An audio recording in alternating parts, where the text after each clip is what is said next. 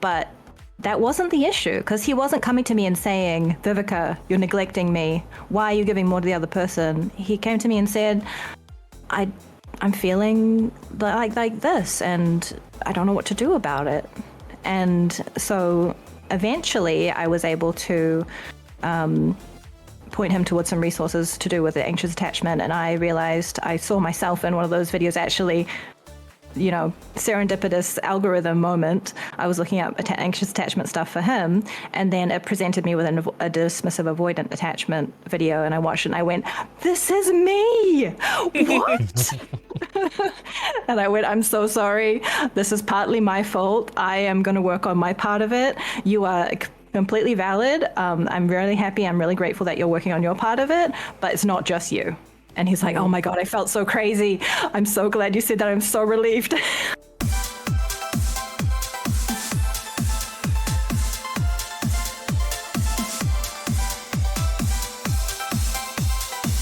And welcome in to this episode of the Depths Podcast. I'm your host, Atramentum_X, variety streamer and YouTuber. This is episode 46. We're talking about polyamory and e-dating, the online polycule. Now, this isn't the first time we've covered polyamory on the show, but we wanted to revisit it and talk a little bit more about the e-poly sort of aspects of it, including going into how it is to do a hybrid, IRL versus online, and all those things. We are bringing together a bunch of very talented digital creators here with us today, YouTubers and non-YouTubers alike, to talk about their experiences in polycules and give you guys some advice too. With me, as always, is my co-host, Lady Mystique. Say hi, Mystique. Hi, everyone. Tell the listeners a bit about yourself. So my name's Lady Mystique. I'm a variety streamer and YouTuber, mainly focusing on Fansly at the moment. I am in a polycule that is online, and in real life I have a husband and two partners in the States. And one of them has actually just got another partner. So this is going to be a very relevant topic for me. I'm excited.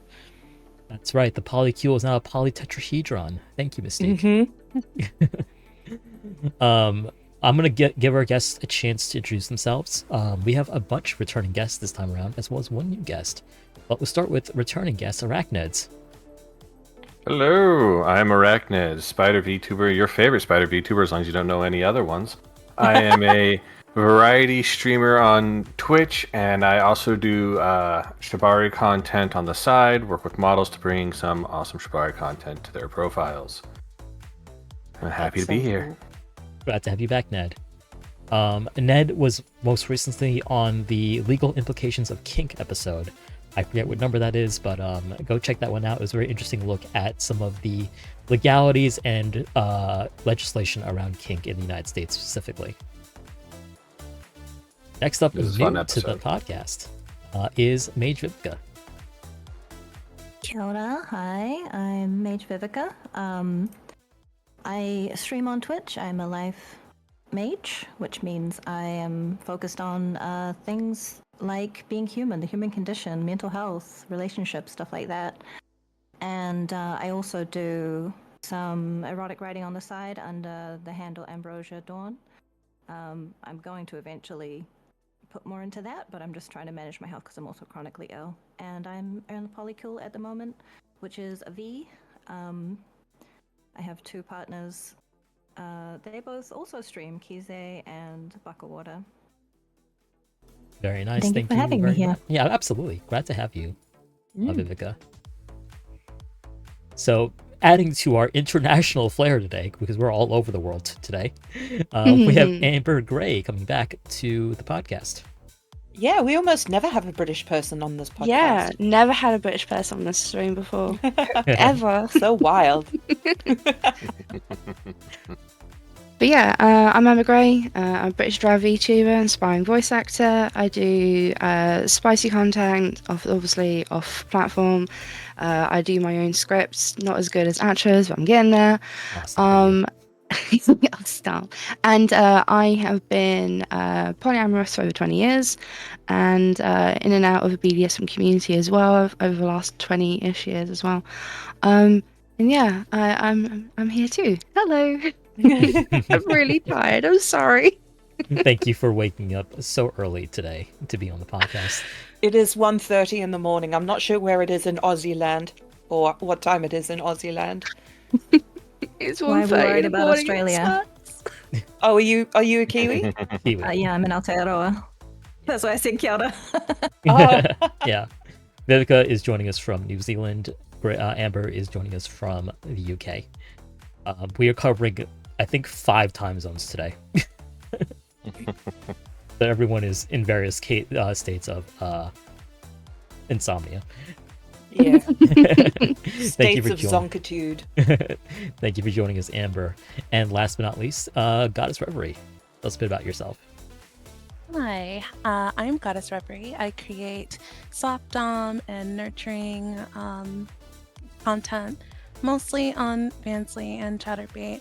I stream mostly, but all of my content pretty much focuses on self-love. I have a huge community that I tend to. And in terms of polyamory, I'm not currently in a relationship, but I have a lot of experience in the past for a very, very, very, very long time. I am old. That's why I'm a goddess. Honestly, really this happy is to like share my the 30 experience. plus VTuber podcast. It's very rare we have anyone under 30 on this podcast. So get off all our lawns, VTubers. Yeah, but we're here to talk about polyamory and e-dating. It used to be a common trope that like people would all like sort of make fun of VTubers, like, oh, all VTubers are poly. That's not really the case though, and I think recently things have sort of changed a tiny bit as people sort of trust each other just a little bit less these days. So let's talk about what it means to be poly, especially as an online creator or as a YouTuber as well. So first, like some of you touched on it already, but I'm going to ask this again just to have you all just elaborate just a bit more about your situations. If you feel comfortable doing so, you don't have to at all. But the question is, can you describe the structure of a polycule you were in? How it may differ from what people might think a conventional poly relationship might look like? I think a lot of people think that a poly relationship is like a circle where everyone is like dating everyone else and they all live in a kibbutz and like it's all like one big mishmush of people. But we should have played that explainer video again, to be honest, because that actually had some good like illustrations of the different shapes of poly. But like for my polycule, I was the hinge for 3 relationships, 2 online, 1 in real life, and the other 2 like in real life from time to time. But recently, one of my partners has gotten himself a partner, so it's now a hinge with a hinge attached. I think that's a common misconception that people have, that everyone in the polycule is dating each other. That's I've actually never seen a case of that, actually. I'm sure they exist. I'm absolutely sure they exist. That was the assumption that was made when I announced my relationships with Buckawater and Kize. And you're the hinge of your polycule, right? Yeah, I am. So, you can call me the hinge. You can call the shape of the polycule a V, with, the 2 points at the top being the 2 partners, and then me being the connection, which is the bottom of the V. But yeah, originally when I started dating Buckawater and Kize, I was married. I'm now happily divorced. But yeah, so in that original configuration, I was living with my spouse at the time, and I was just online with Kize and Buckawater. And then in January, I left the States. January last year, I left the States permanently, and I went and stayed with Buckawater, and then I went and stayed with Kize, and then I went home to Aotearoa, and they're planning on moving to me. So now we're exclusively online because international flights are not cheap. Oh God, no. So are you going to be a kitchen table poly at some point? Yeah, eventually. Hopefully within the next year, Buckawater's going to be able to visit. hopefully for my birthday. And then Kiza's going to move in, and then Bucklewater is going to work on moving in 2026. Can you guys tell me, can you guys define for me what a kitchen table poly is? Okay, so kitchen table is where everybody in a relationship is kind of like connected in some way. So mainly, what I know of kitchen tabletop anyway, is like where everyone kind of like hangs out with one another, but they may or may not be like romantically inclined with one another. Like the majority of my polyam relationships have been kitchen table. So like my nesting partner is BFFs with another partner of my own, but they're not like romantically inclined themselves, but they are best friends themselves as well. It's kind of like where everyone's kind of like connected. I like it. It's quite clear and open. I like that one. Yeah, So it's it my doesn't- preference too. It doesn't And necessarily the mean way that I would- everyone... Oh, go ahead. Sorry, the way I would explain it is, for me, I was friends with both Kiza and Bucklewater before we started dating. And then once we started dating, they got to know each other. So now they're friends as well. And we do all plan to live together. I'm hoping eventually to maybe have another relationship, because I've never actually dated a woman. I've had, things here and there with women, but not actually been in love and dated and committed. I am demisexual, so I'm not really interested in just physical relationships. Like, I need to have some emotional connection before I am attracted to people. So that makes it a little bit more complicated, but I think probably what I'll end up doing once they've moved here is try to find a woman who already has a primary relationship and wants to have another partner, and we won't live together, but we'll still be dating and seeing each other as it suits us. That's interesting. I think- actually want to come back to that later, because I do want to maybe ask you about your approach to maybe finding a third partner, and sort of like how you sort of like manage that online, presumably online landscape. It could be in person too, I'm sure. But yeah, hold I'm that not thought. really keen on entering more long distance relationships, but yeah, we Fair. can discuss. Yeah, absolutely. I think that sometimes people use like kitchen table poly and nesting partners to mean broadly the same thing. I think they're very much the Venn diagrams of the two very much overlap. Nesting partners refer to people specifically who are cohabiting in the nest, whereas kitchen table partners, like Amber Gray said, refers to people who are connected, may not be resident in the nest of the polycule, but who will meet around the kitchen table in real life and are part of the social life and the home life of sort of the primary couple, so to speak. Thanks. That actually was a question I was going to have, whether the kitchen table part implied being under the same roof. I'm assuming no. Not necessarily, but it can do. Right. Okay.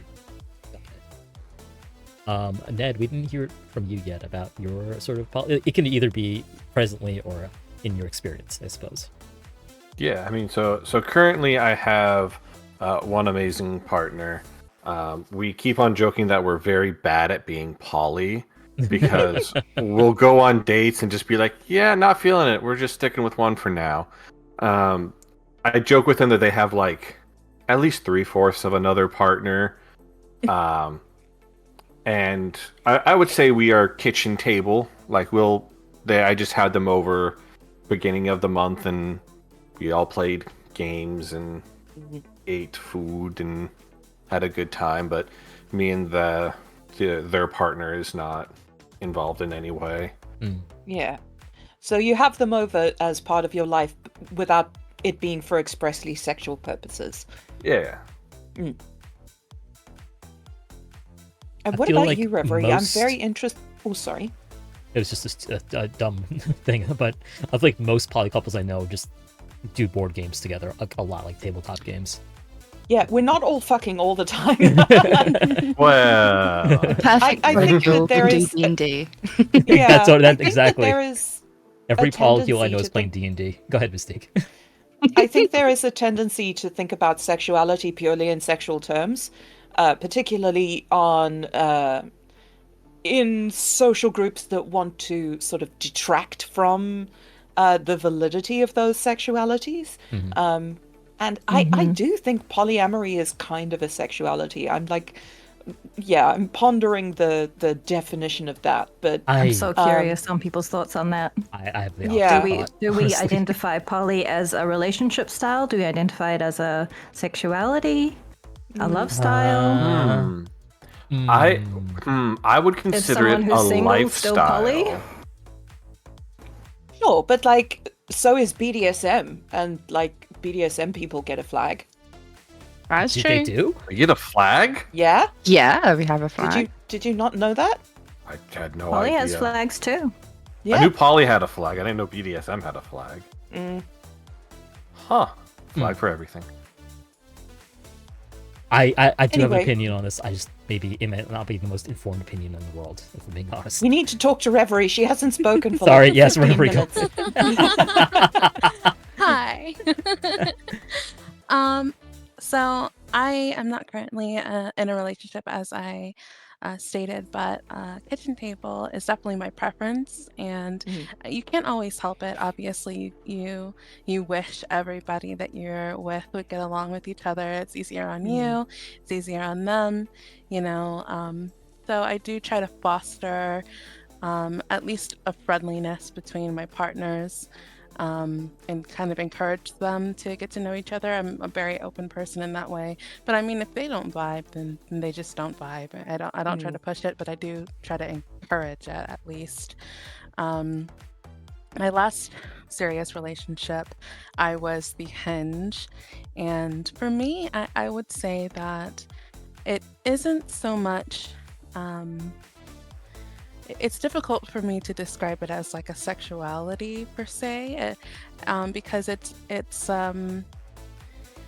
I describe it as I'm a lover by nature, and I just fall in love with people very easily, and it's not lust or limerence or anything. Like I definitely know the difference between all of those things, but it's certainly that I have the capability to fall in love with multiple people, and sometimes that it has nothing to do with the way they look or whatever the case is. So it kind of runs side by side to my sexuality. I'm pansexual. I can, I'm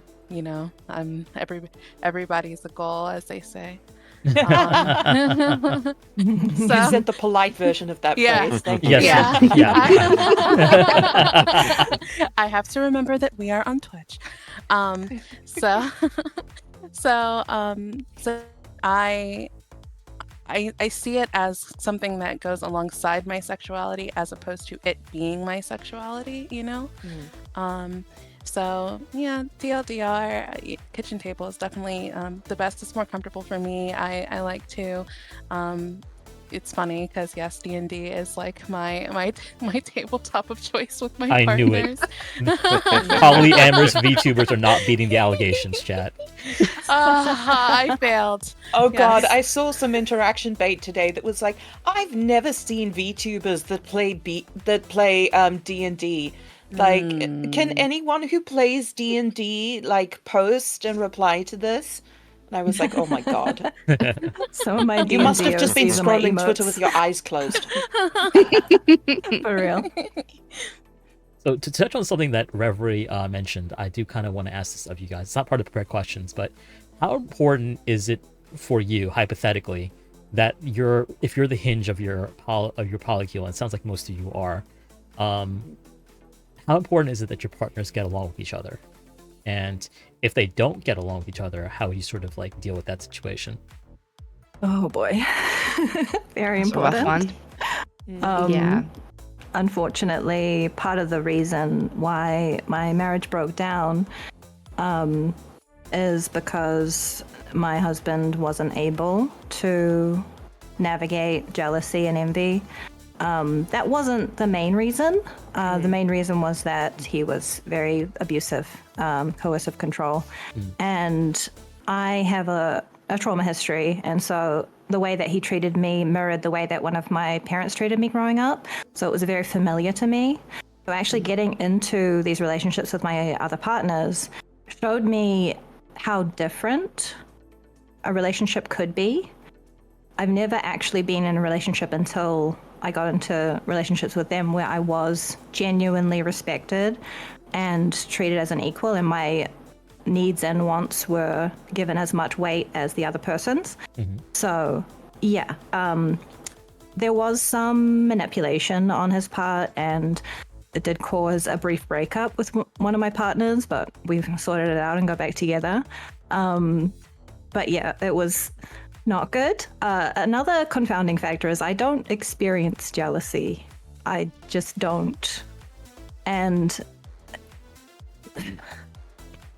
that can be hard for people because I think a lot of people assume that if you don't anticipate someone will get jealous, then you're heartless or you're thoughtless. But it just simply does not occur to me because I don't experience it, so I don't know to anticipate it. Are you like me? Do you feel compersion instead? Yes, very much so. Okay. I love that. Oh, I love a feeling compersion. It's so good. It is. Compersion for chat is the feeling of happiness or sort of sympathetic joy in another person's sort of healthy and functional relationship. Wanting to see someone happy and being really genuinely joyful, seeing someone else making your partner happy. A sort of platonic example of I was talking to my best friend and I was telling her I don't experience jealousy. And she said, she named one of our childhood friends that we knew back when we met when we were 6 years old. And she said, what if I told you that that friend is actually my best friend and we do stuff together all the time and we're so close and, you know, how would that make you feel? And I said, you know, I would feel very happy for you. I'm very, very glad that you have that really strong relationship with her. That's awesome. I do feel a little bit of pressure, feeling like you think I should be jealous. Okay, that's the only fair. discomfort I have. I think that's a really big deal because I also feel compersion as opposed to jealousy. I don't feel like I have any reason to be jealous, but I find that I am sort of incapable of being in relationships with people who are extremely jealous.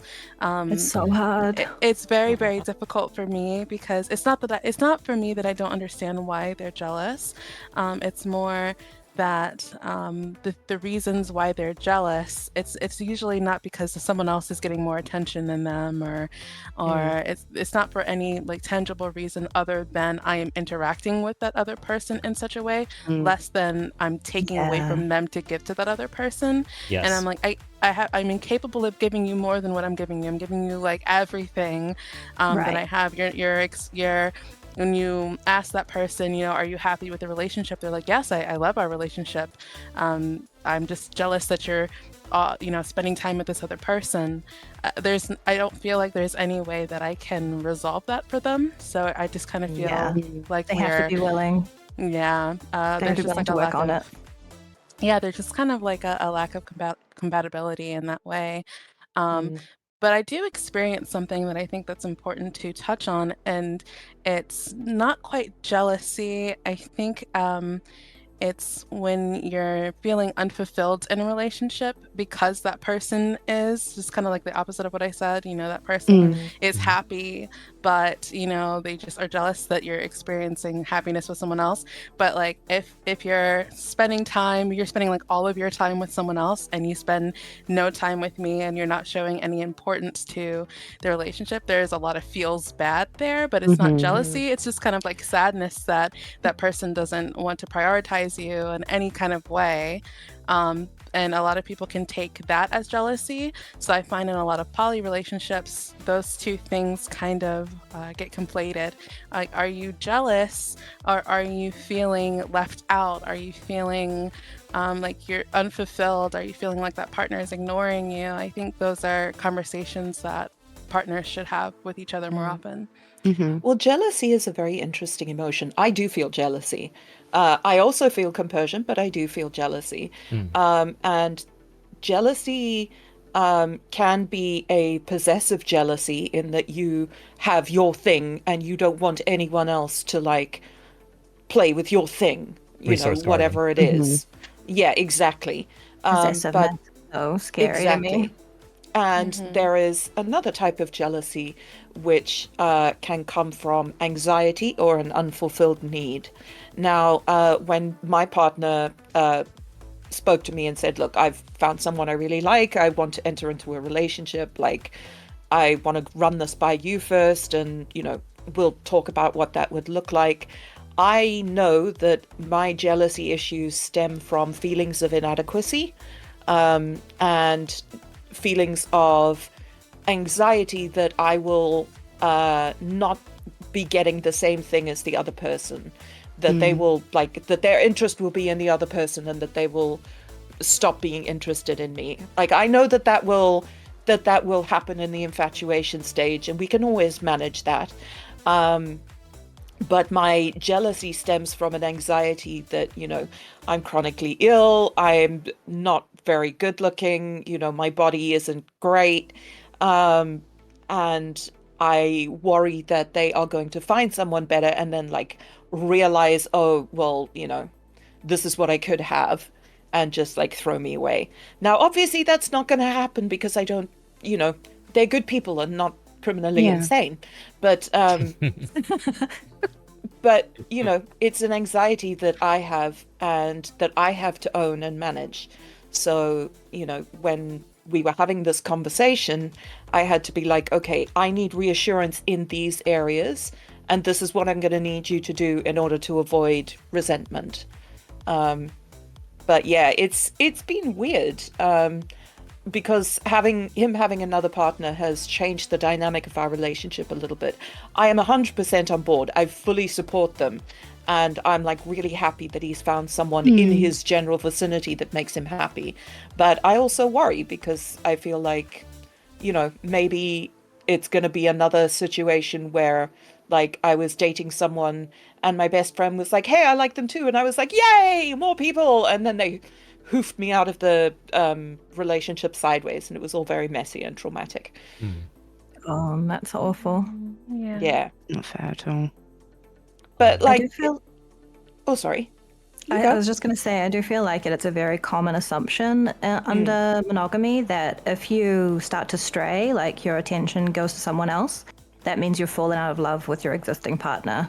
And I feel like that's yeah, it's a big misconception with polyamorous people. And I feel like that was part of what kept me in the closet when I was younger. And I actually, what kept me in the closet was not knowing I was in a closet. I didn't know what polyamory was when I was 15 and wishing I could clone myself so I could date my other friend. It's just, I didn't have the language for it. I didn't have the concept for it. Everything was monogamy.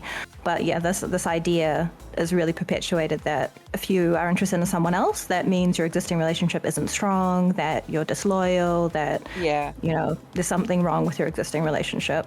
There was a quote by Johnny Depp, who is a fairly gross human being anyway.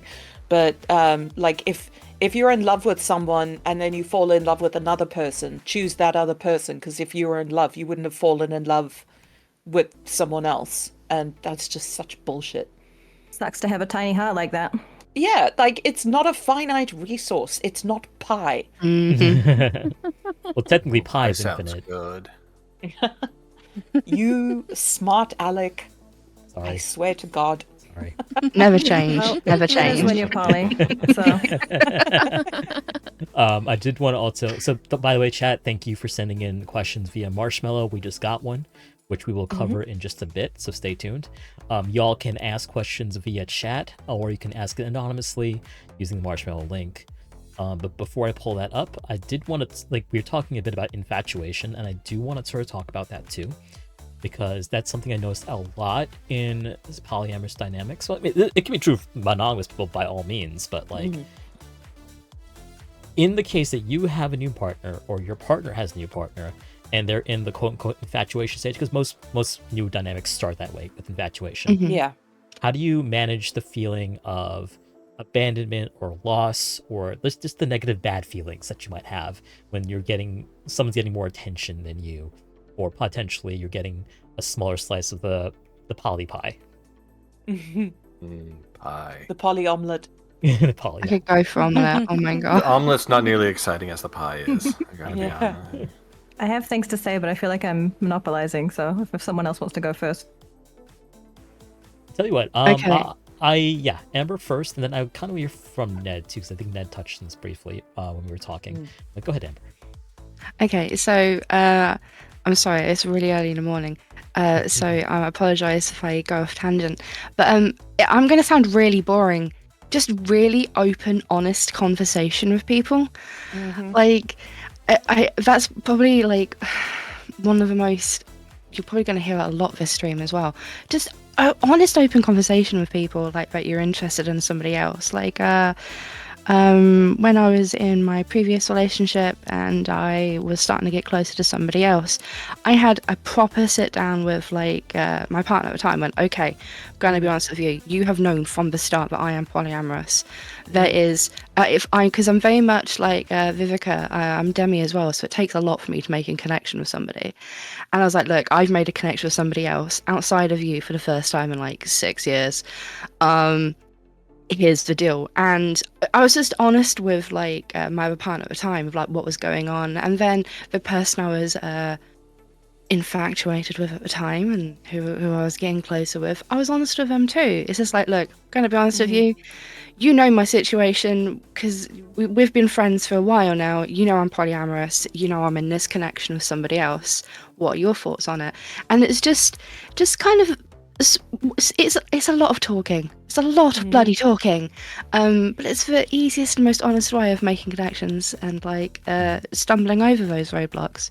Absolutely. The number of times Fuzzy and I will be watching like romantic misunderstandings on TV or something and just screaming at it. Just talk to each other. Just talk to one another. Even if you can't do but they it talk face to everybody. face. They talk to the boys. They talk to the girls. They don't talk to Exactly. everybody. Like, even if you but can't who's do it, like talk to. Look, But the always- rom-com industry would be so much more boring if people just talked, all right? I know, That's I very know. true. I need at least another 3 seasons of this show before they finally figure it out, all right? We've played for Oh these my 3. god, Korean manhwas are, I was are just about to say Korean dramas. If they Oh. kiss on the first episode, it's not real love. Like, know. God, no. they take forever to get to the bloody point. oh, I get bored halfway through. But I'll anyway, still so, read them, yeah. But yeah, that's just my base on it. Like, I lots of talking, and if you can't do it face to face, do it via voice chat with your webcams on. If you can't do that, texting or on the phone at worst. Like, we're all adults. Homing 'cause obviously pigeons, smoke signals, homing however you do it. smoke signals is the most fun because I can't even find a patch of land in around here I can put a little fire on anyway. But like, we're all adults going into this situation. You act like it. Just talk to one another. It's not hard. It isn't hard to do. It's hard to deal with the outcomes in case things don't go so well, but just open, honest conversation always works. I think part of that too is, yes, you want to communicate, but very specifically, I think communicating not only how you feel, but what you need. Because I find that sometimes people, you'll talk to them and say, you know, I'm feeling really sad that you're not spending a whole lot of time with me, and they're like a deer in headlights. They're like, okay, I acknowledge what you're saying, but I don't really know what to do, you know. Right. Help me help you. Yeah, so getting ahead of that and being like, okay, you know, I feel like, you know, maybe we need to spend some more time chatting, or maybe we need to schedule a date out if it's in real life, or maybe let's play a game together for an hour. I really would just like to spend some time with you, or whatever it is that your need is. I think it's important to discuss with them what you're needing, so they don't have to guess. And advocate for yourself. Like, yeah. You know, one of my partners is not like super verbally expressive, and sometimes if I need it, I will just straight up ask for a compliment. Yeah. I'll just be like, hey, can you say something nice? And then he'll say something amazing, and then I'll be like, and I'll be blushing for like a week.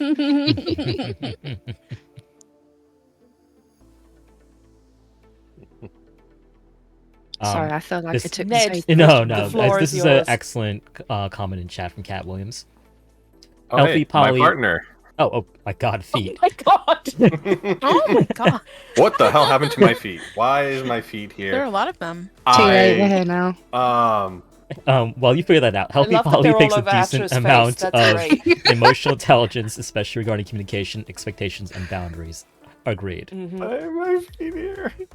I love how you can't fix it either. Oh god, I haven't used Visual Studio in so long. I don't know how to fix the accurate spider. For the listeners of the podcast, particularly whoever is in Belgium, hey, Ned is covered by a halo of VTube feet. There's a VTuber model called Foot Chan that Ed is covered in at the moment, and they are all up in Atra's grill, all up in Atra's biblically grill. accurate spider. Can we make that the episode art? Sure. Yeah, Why can not? that be the episode art, please? It has to be saved as some hotkey, but I have no idea what hotkey it is. I'm going to So, suspend you from the Mumbly ceiling. Jumbles, that is Foot Chan, and when you talk, her toes wiggle like Zoidberg from The feet behind Futurama. me That's look so comfortable because cursed. they have their eyes closed. Right? They're Oh, comfy in my Oh, blind that's so spot. very comfy. Ah. But Ned, Accurate, while we accurate. have you, Oh, it's literally just caps lock. wow, That is There you a go. horrible trigger a to horrible key. Why would you do that one? I don't know. But Ned, how do you sort of I'd- manage the infatuation phase and either for yourself or your partners? How do you sort of manage feeling those feelings, essentially the bad feelings? Yeah, so one other thing I wanted to say that I got completely distracted by. As mentioned, I've not used this model a lot. I notice my eyes are closing a lot. Please don't think that is me closing my eyes or rolling my eyes or bored. It's my tracking's just horrible. Yeah, and if there's Um, a sound that's I'm not asleep or anything, I'm just super interested. Just look relaxed. It's fine. What was the question? I don't remember. So I'll actually talk about myself, so to speak. I sidetracked you. This is interesting to me Information. because I think a lot of people these days call this love bombing, and I think it just in my day, it was just called falling in love or being really interested in somebody at the honeymoon phase. But I experience this all the time. I really get excited about new things. I think new things are fun and exciting, and I really like new things. Is it the most healthy thing in the world? No. And I do experience jealousy too. And obviously communication is very important, but at the end of the day, I kind of just accept, especially when you're online, that this can be a bit of a poly puddle sometimes, where everyone's kind of just expressing relationship and sexual interest in each other, even when they don't really mean it, and you just kind of have to not take it that serious sometimes. I think as sex workers, it's also very difficult because, people will do that for content. And, unless you're having conversations with your partner, it can probably be quite difficult to discern what is the, oh my God, I love you so much. And the oh, I love you so much. As kind of Kat says, the thing. new relationship energy. That's a good term. Yeah. I've also been heard it called the honeymoon phase of a relationship. For what works with me and Kat on here, we just we talk, we are honest, and something I think that helps, especially if you're experiencing my partner's not spending enough time with me, is especially for those of us with a touch of the tism, schedule. Hey, every Friday from this time to this time we're gonna play games together. Ooh, I love a good schedule. Routine, it helps me. Yeah, I but think just- also... Oh, sorry. but just specifically setting time aside for your partner. I know the new shiny partner might be there, but pay attention to the not so shiny ones. Yeah. How do you deal with jealousy, Atra? Oh, I just shove it down deep inside me and drink. No. Oh, Oh honey. my God, that's so healthy. What are your secrets? First is Jack, second is Daniels. Nah, I think jealousy is rational. I don't experience what was that term you guys were saying before? Compersion. I don't it sounds like a Pokemon. compersion is great. I have compersion for my buddies, my friends when they get into relationships, but like if it's somebody who like I like and I'm feeling a little neglected and they're like showing all this like energy towards a new person, I'm a little, you know, put off by that. And it's just, but I internalize it as something to do with myself, because at the end of the day, like I have lots of emotional needs that are not somebody else's problem, so to speak. That's the way I view it, at least. Okay, ready for my Absolutely. info dump? Over it.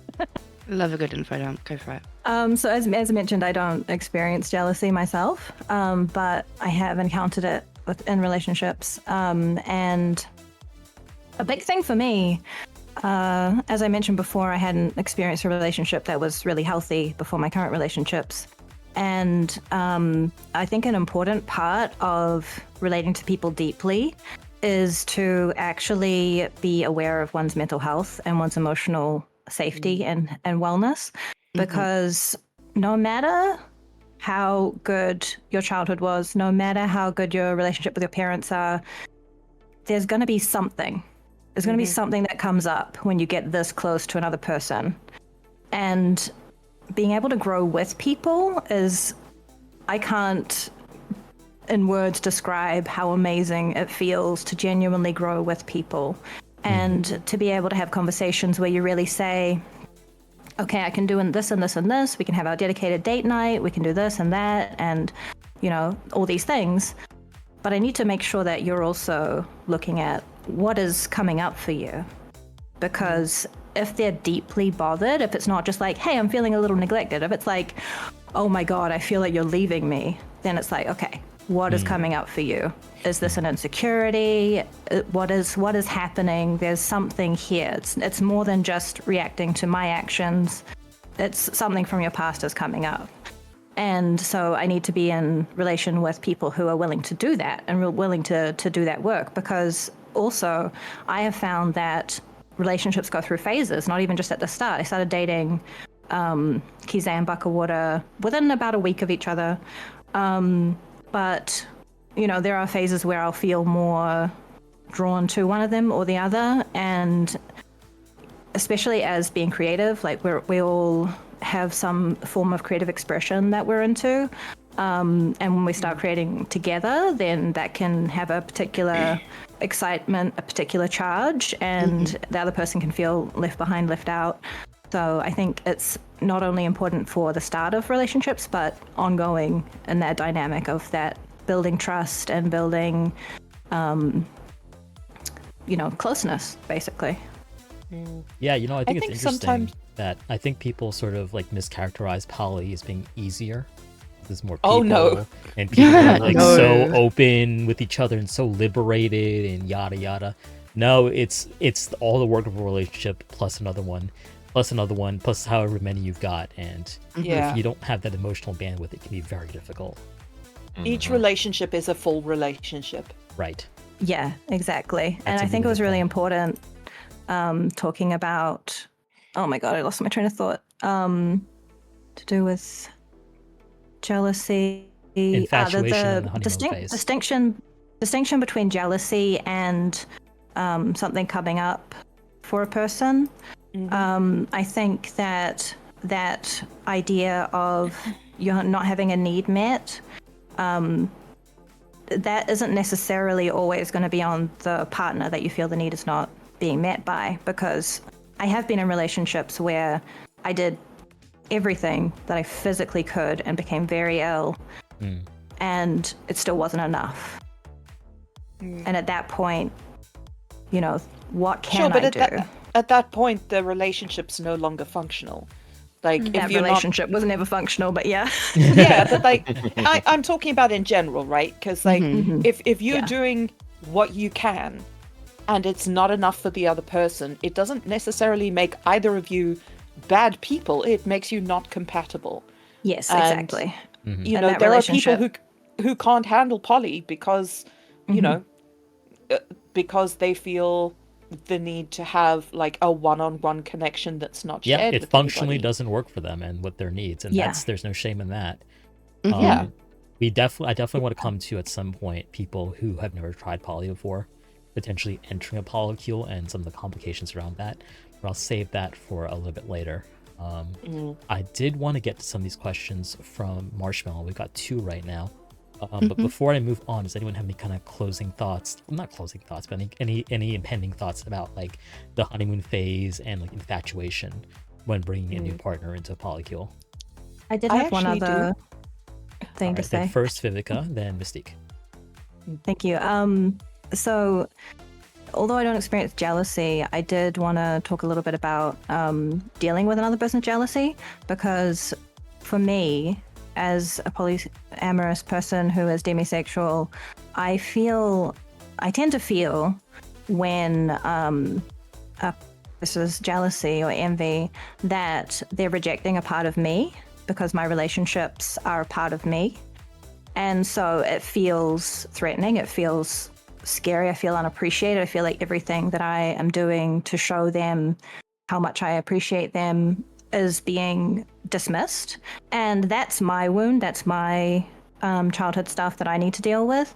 But it's really important because that actually uncovered for me something I hadn't realized before, which I do have a little bit of a dismissive avoidant attachment style. And that's the sort of, think of like a little kid and their parent goes away for a week and they're being babysat by someone, they're not neglected. And then the parent comes back and the kid won't even look at the parent. That's what dismissive avoidant looks like.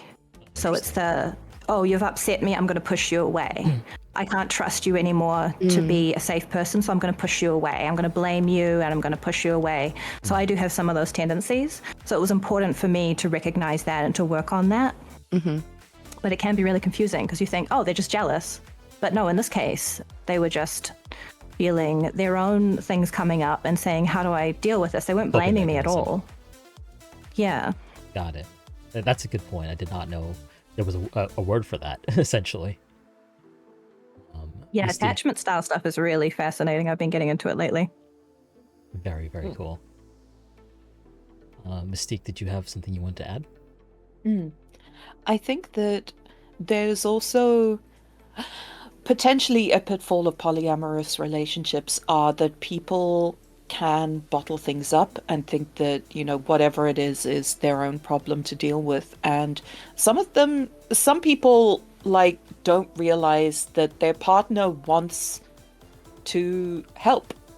And this isn't aimed at anybody in particular, obviously. But when I was at school, I dated someone who, he was like, this is my battle, this is my stuff. He was clearly very depressed. He didn't want to go to therapy. And he was like, having these feelings is not good. And so I shouldn't make anybody else see them or deal with them. They must stay deep down inside me, and I must be the good boy and, be the captain of the soccer team. Well, it was rugby, but, and I've never dated the captain of the rugby team. He was just on the rugby team, but the point stands. And that was something that caused the breakdown of our relationship, is that he would not acknowledge his own feelings. And in turn, I wasn't able to help him deal with them. And I really wanted to. I wanted to comfort him. And he was just like, no, that makes me weak. You're not a man if you can't handle your own feelings. And yeah, I think that it's very important to be able to sort of acknowledge the validity of your own feelings and be able to work with your partner to deal with whatever it is that is causing them, if they are negative.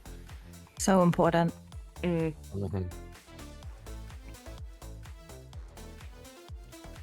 1 sec.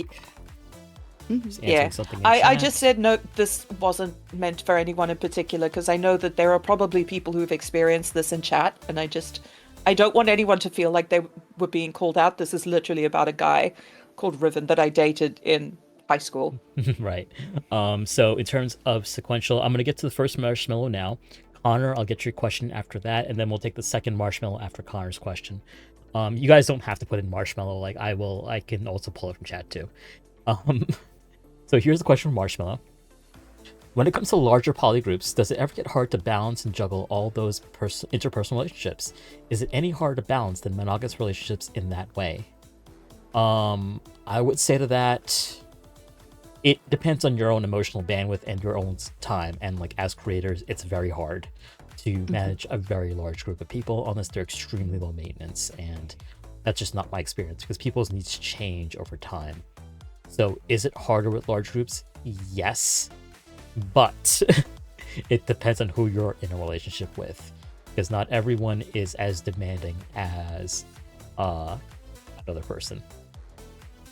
Yeah, I also feel like it's a little bit weird to frame it as is poly or monogamy harder, because you might be in a monogamous relationship with someone who has really severe attachment issues, or maybe they're struggling with a mental illness that affects how they relate to people, and so that might be all you can manage, all the creative, like all the not creative, all the energy, all the emotional energy that you have goes into being a good partner to them, supporting them, helping them with whatever treatment they're going through and things like that. Or you can have, a dozen people that you were dating and they're all really super stable. Chill, just so and chill. Yeah, Yeah, some of them chill only guy. want to see you once a month or, whatever. And they just pass in and out of your life and it's all, copacetic. But it really depends on the individual people. Yeah, so poly or monogamy are not inherently harder. Although, I mean, I will say poly does require a certain type of person to be successful. You got to break down a lot of what you've been raised with in terms of monogamy and expectations and so on in order to really make it work in polyamory, both as the hinge and as the people attached to the hinge. Mm-hmm. Yeah, and even just being very open to learning and learning about different ways of seeing things is really important.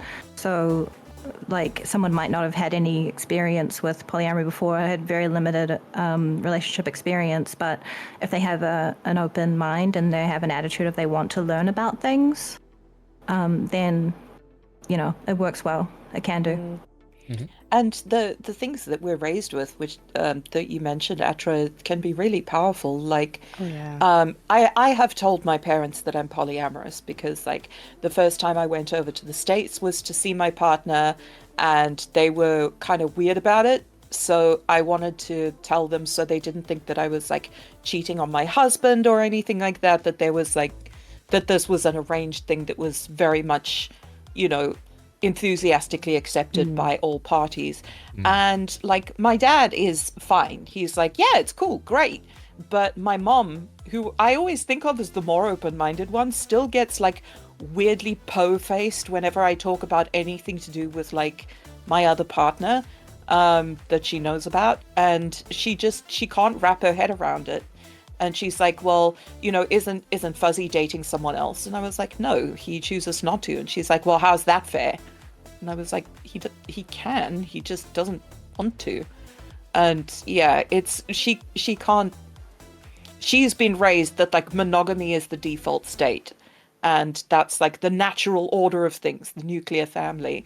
Yeah. And I think it's been unexpectedly challenging to her sort of foundational beliefs to have someone who has this kind of relationship style as such close family, because she cannot like process it. It's so interesting that like her default reaction is, how's that fair to Fuzzy? It's like there's this notion, I guess, that if you get a boyfriend, then he gets a girlfriend, basically, or a boyfriend or whatever. And it's like, how is it fair that he has everything he wants?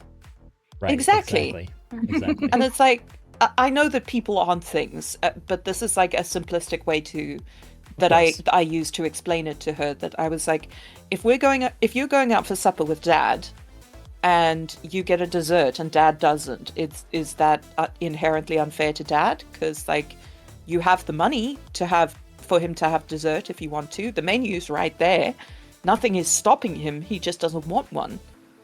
And he felt that he had a fulfilling meal with just a main, and you feel you have a fulfilling meal with a main and dessert. And I know that people aren't food or things. Like this is We just use food an as an analogy. analogy on this podcast, like every I would say episode, because so. I've never had a meal that was fulfilling that didn't have dessert. Yeah. That's Did that I help her absolutely understand? Do you feel Yeah, like that helped her understand? Sorry? Do you feel like that helped her understand, like that illustrated it to her, or was she just kind of like, yeah, whatever?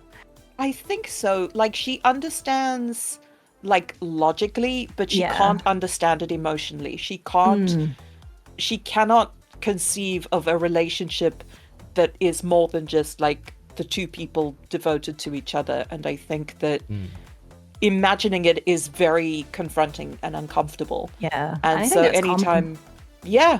And you know, like she's like 60 now, 62. So, you know, she's had these notions for a very long time, but it's such a shame because like I want to share things about my relationship and you know, I want to tell her about my other partner as well. It's a big part of your life. Yeah, I mean I've been with my other partner for 2 years. It's not a short relationship. But I can't because I don't think she can handle it. It's Third like, one, oh, how's yeah. that fair? Like she's like keeping a scoreboard in her head, like Mystique 3, Fuzzy 0. Exactly. It's Do you like I've got mind a if- stable and my side's full and Fuzzy doesn't have any on his side. Do you mind if I ask if you have plans for your partners to live with you or to move? I would love it if they could. One is we're trying to get him over here, but you know, with this new person in his life, perhaps that will change in the future. The other one, I can't see moving over here, although I would really love that if he were closer. Like, yeah, I love them both, and I want them all to be like close by, so I can smush them whenever I want. That It'll would be the ideal. topic of our third polyamory episode, the international polycule. Yes. I want to get to this question from Connor in chat. I was wondering, in certain situations with the polyspark, when the polyspark ends. I think Reverie's trying to say something before you move on. Sorry, Before Rev. you move on, no, it's Yeah. okay. I just wanted to kind of touch on the question from Marshmallow a little bit first. Absolutely. This is just kind of how I look at it, but I see each relationship I'm in as a separate relationship if I'm the hinge, right? And not everyone is connected. So in my brain, sort of, each relationship functions like a monogamous relationship. It's not like I'm taking away from the one person. Like I give each relationship the time and energy it needs to function. And in order for me to do that, I know that I don't have a bandwidth to have like 10 partners myself. I personally cannot give every single one of those people everything that they need because I'm also a content creator, a streamer. I have family, I have friends. So I am very big about managing my energy. So I know that maybe 2 or 3 people, that's probably my max that I'm comfortable with, because more than that, I start to feel like I can't give, like somebody is going to have to lose somewhere, and I don't feel comfortable with that. So I'd rather just keep that there. Then there's the whole situation where, well, what if you fall in love with a 4th or 5th or 6th person? Well, just because you love someone doesn't mean that you want to be in a relationship with them. Exactly. I think that's important to realize. I had a conversation with someone recently where, you know, we were talking about the difference between like dating someone and being in a relationship with someone, and they were like, I don't think there's a difference. I'm like, well, I do. I feel like I personally go through a dating phase to get to know them, to see if our life goals align. Is this someone that I want to spend the rest of my life with? Is, you know, like what kind of relationship is this going to be? Should we choose to take that step? And then building the life together to me is the relationship stage. Like building whatever that relationship is the relationship stage. And you don't always want to go through all of those steps with everyone that you feel things for. Just because you're capable of loving multiple people doesn't mean you have the bandwidth to be with everybody that you love. either. Yeah. That's a good So I point. think Yeah. And they being might not be honest with yourself. compatible with your existing relationships. And Yeah. you might There's a get to lot know to them more and consider. realize that they're not compatible with you even if you were monogamous. So Right. And so there's a lot to consider, to think about. You have to think about your other partners, and you have to think about yourself, and you have to think about that person, and you have to think about the life that you're building, outside of all of those people. And I think it's important to be honest with yourself and be honest with everyone in that situation, especially if you have no intention of like moving forward with anything with everyone that you're interested in. So it's really the balance really comes from that honesty, Yeah. and figuring out what your boundaries are. Absolutely. And like my newest partner, the one of 2 years, like I was not looking for anyone. I was not expecting anyone. In his words, we crashed into each other, and I don't know, there was a connection instantly, and I was like, oh wow, yeah, this is something that like I need in my life. I had no idea it was going to happen. And yeah, I've loved being in that relationship, but I wasn't looking for it. Yeah, that Sometimes it happens just a lot. happens.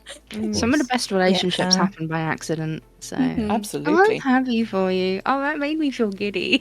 Aw. It was lovely. I have a habit of reverse pickpocketing my heart into people's jackets, This is what it is. To bring the mood down dramatically. Oh, here we go. So the implication of this question from Connor is that these three people are dating each other. So I'm wondering, in certain situations where the poly spark ends between one but remains with the other, what's the best action there? So this is Ooh. like say this is like a unicorn situation, or like say this is like a throuple. A throuple. A throuple. Yeah. Yes. So my partner's partner just went through this, where it was 3 people living in a place. One of the pairs decided, they didn't like each other anymore. They didn't want to live together or be involved. But the third person still wanted to be in a relationship with both of them. It did not end well, No. unfortunately. It got decently messy for a bit, and it ended up splitting all parties up. I think, my partner's partner and the Hinge are still together, but they just kind of made the V and L, essentially. It's one of those, I've not been put in that situation. Personally, I rarely see it end well. I'm not sure if I have seen it end well. I think if there is animosity there, then a choice has to be made. Especially if they can't stand each other, because that's just going to lead to like a lot of bad feelings, and like not even the best communicator in the world can like bridge that gap at that point. Agreed. Mm-hmm. Oh, I don't think there's a right answer for this question, Yeah, it's very I situational. would agree I'd with say. that. Yeah, it's situational. It depends on how everybody's feeling about each other, and who, if anyone's living with one another as well, or if you're all living together. Like, there's a lot of variables with it. So yeah, like you said, I think it's situational. Fortunately. I think you have to be prepared though to like Yeah. both go. Honestly, like if Yeah. I'm being like, if like this breakdown, if your dynamic, when you're like that intertwined like that, where all three you dating each other, then it's not always guaranteed that any of that connection will survive. And you just have to be mentally prepared for that. That's something that you have to think about, honestly, if you were to intertwine those relationships. Because we talked a lot about the V, in which the two partners, I'm making a motion with my hands right now, nobody can see, but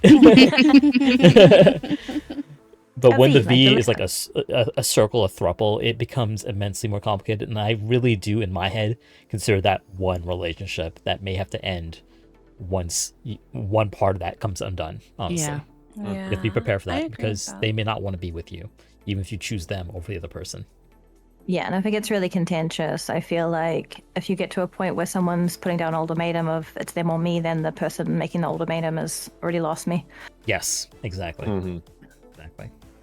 Yeah, in my situation, they got what they wanted, but yeah, I think that if you're in instead of a V, if you're in a triangle, then if you have had a falling out with one of the partners and you can't be with them anymore, I think that it is unfair to mess with that person's, like the other people's relationship, and the sort of best way, quote unquote, that you can deal with this in kind of situation is to step away from the relationship entirely. But a point that I would like to make actually is, I don't know if any of you have seen Steven Universe, Yes. but there is a character called Garnet who is made up of two characters, Sapphire and Ruby. And Garnet represents their relationship and who they are together.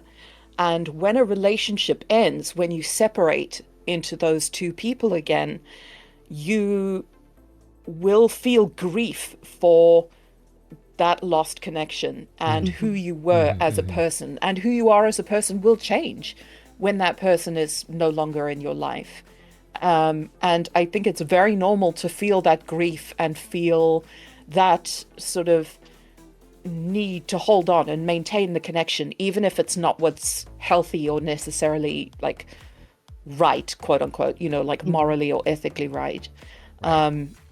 And I think that Steven Universe did a very good job of portraying different kinds of relationships and how they work in a way that was accessible to everybody. Like the whole like fusion thing, fusing and unfusing, the whole toxic thing between Pearl and Greg, because they were both in love with Rose Quartz. Yeah. And Pearl had been there for way longer, but Rose Quartz chose Greg.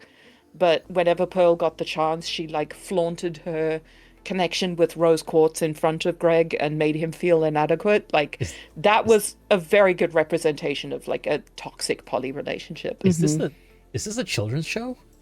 Yes. Apparently. I guess. I will haven't I seen will I it. watched sit you like down 5 and- episodes and like lost interest in it.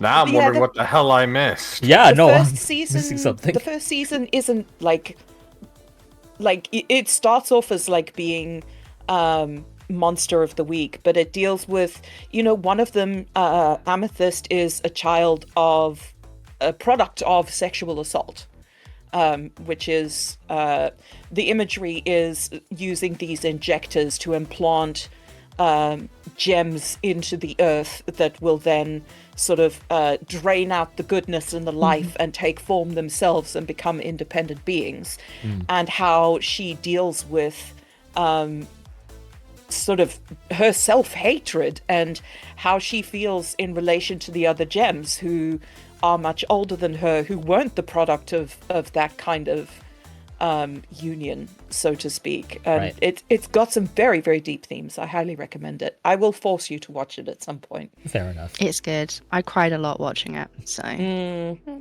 on the topic of the group polycule that's everyone's dating each other and one breaks up and letting go, and what you said about not wanting to let go of a relationship even if it's unhealthy, I feel like that's something that we kind of don't really address necessarily in a very we as a society, I mean, don't really address in a very compassionate way. Like, I feel like people are just like, no, don't text your ex. Like, they don't really understand what they're saying. Because, like, my marriage, I was with that person for almost 15 years.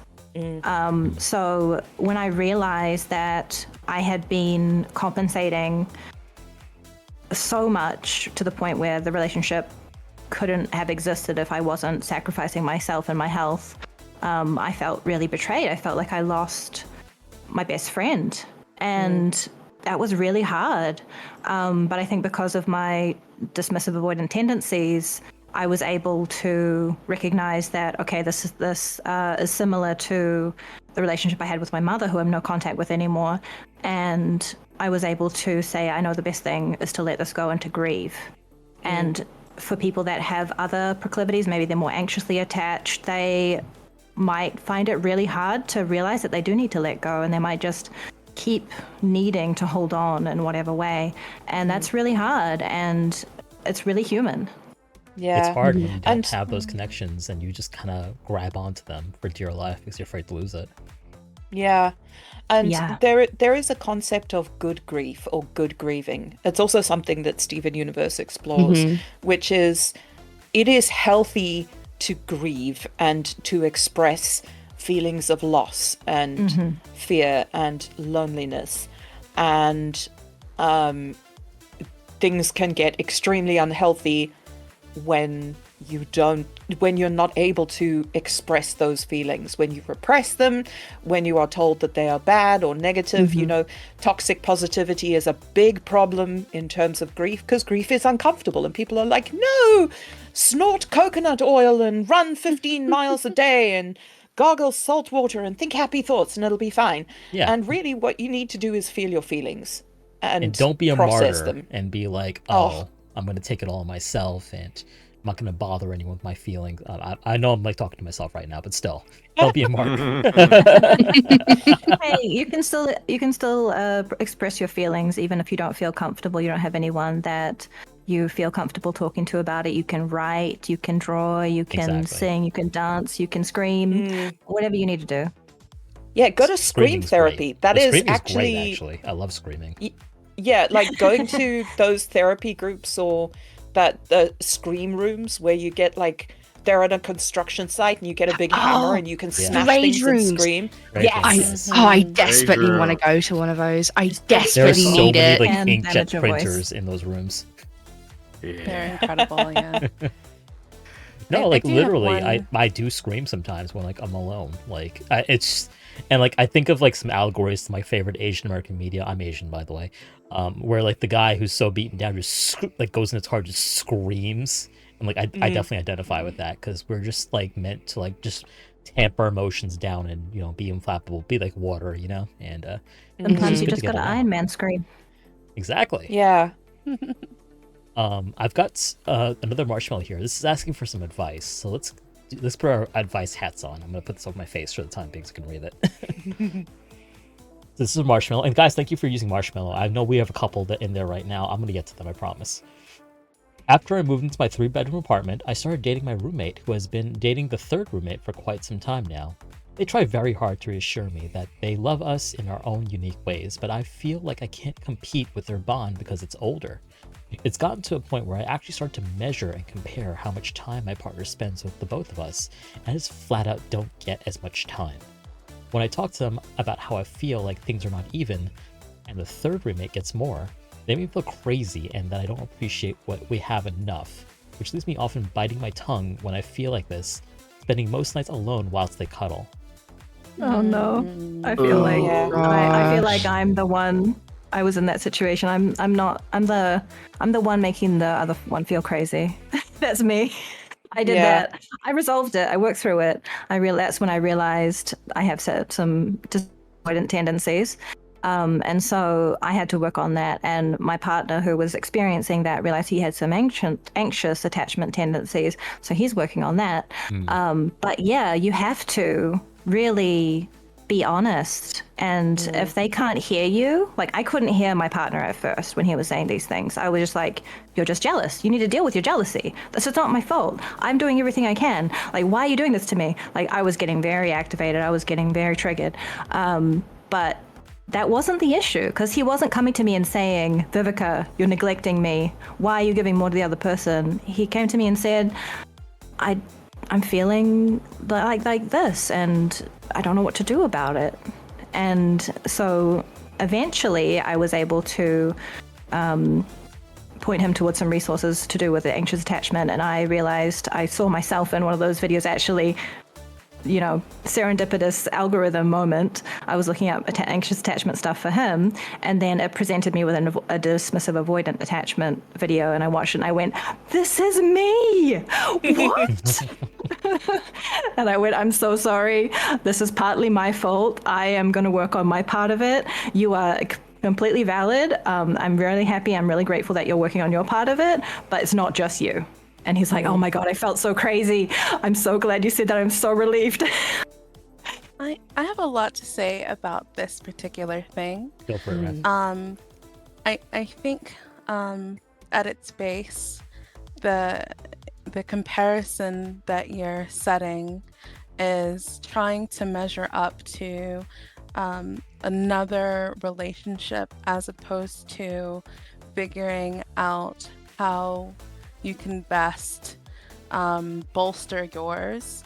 So the comparison game and all of that, I think, is doing yourself a disservice, because you want to forge your own relationship with your partner as opposed to trying to mirror the relationship that they have. Because I find, especially as I started my poly journey, because I wasn't always, I found that there are a trillion different kinds of relationships, and no two are the exact same.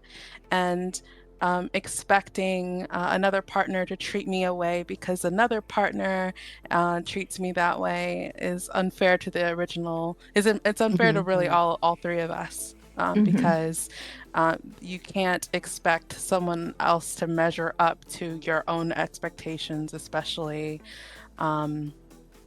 You just can't without actually having the communication, and nor should you. I feel like So my thing, Rev, what if they entered this relationship essentially wanting what the other two have and expecting what the other two have? Like, how do you reconcile like that disappointment that they're not getting the same equivalent attention, so to speak? I think that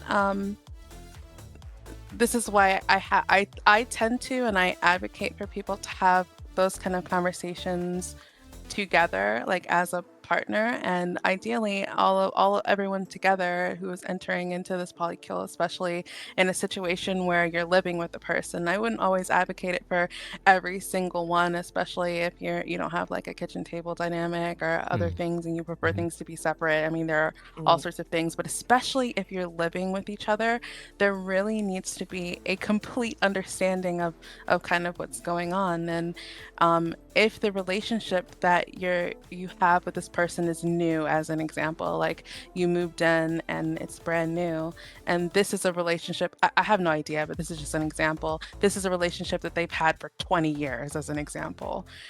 Expecting yourself to measure up to 20 years of relationship and experience with each other and comfort and knowing each other's mannerisms and all of these other things isn't fair to yourself, and it isn't fair to the other partner either.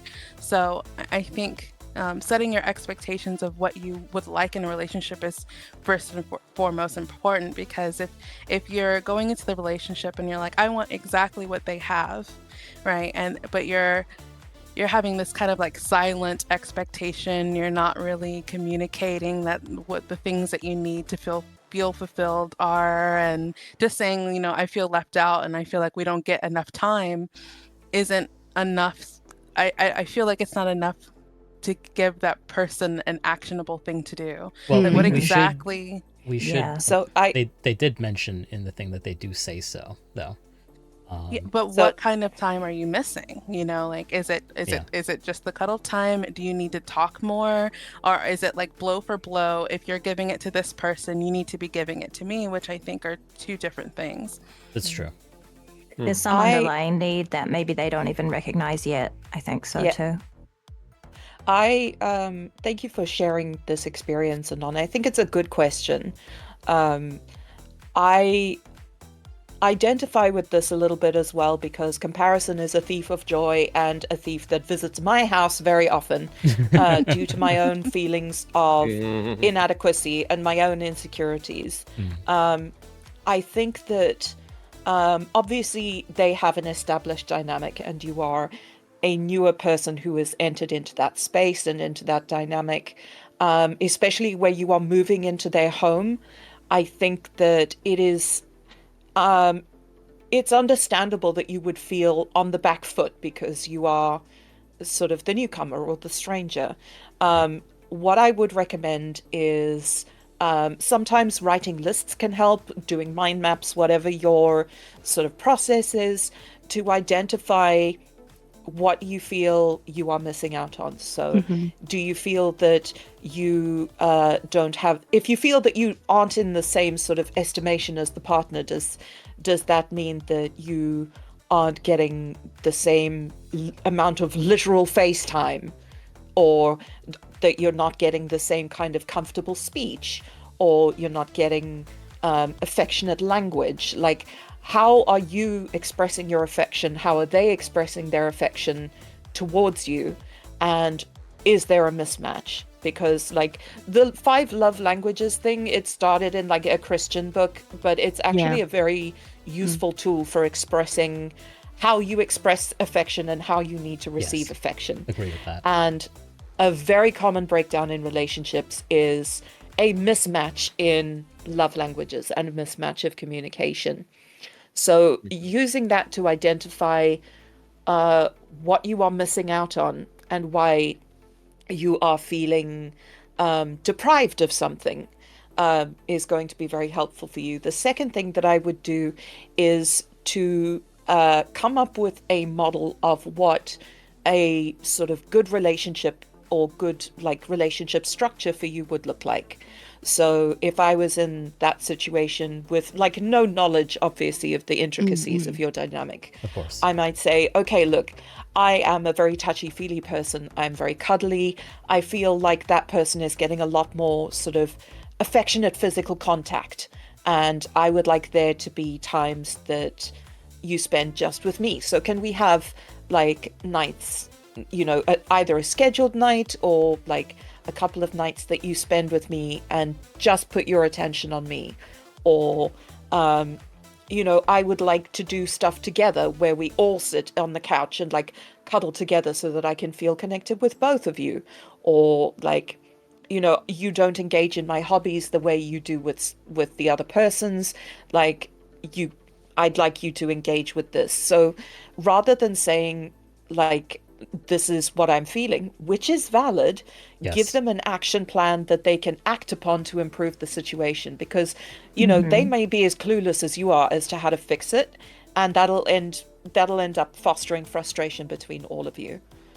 So that's Reverie was also saying that as well, but I'm repeating it like it was like I thought of it first. And You said it better than I did. yeah, That's just called I don't want refining. you to think I'm just aping her ideas and being like, actually. Listen, No. a diamond that was great requires because multiple we cuts, said it in multiple 3 different polishing. flavors. Exactly. I'm going to take That's- a slightly different approach to answering this one. And everything that has been mentioned so far is 100% valid. But I will say this, from my perspective, it's very hard to enter someone else's like established dynamic. And at the end of the day, this may be all they're able to give you as a couple that exists and like has this commitment to each other. So it sounds like you've had these conversations already, and this may be the extent of what they're willing to offer you.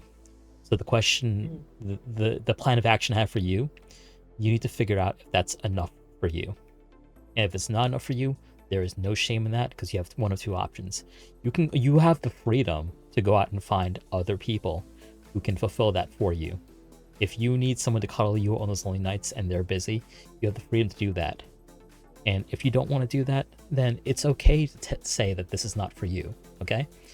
I don't like that you feel like you've expressed yourself and they don't make you feel heard or valid.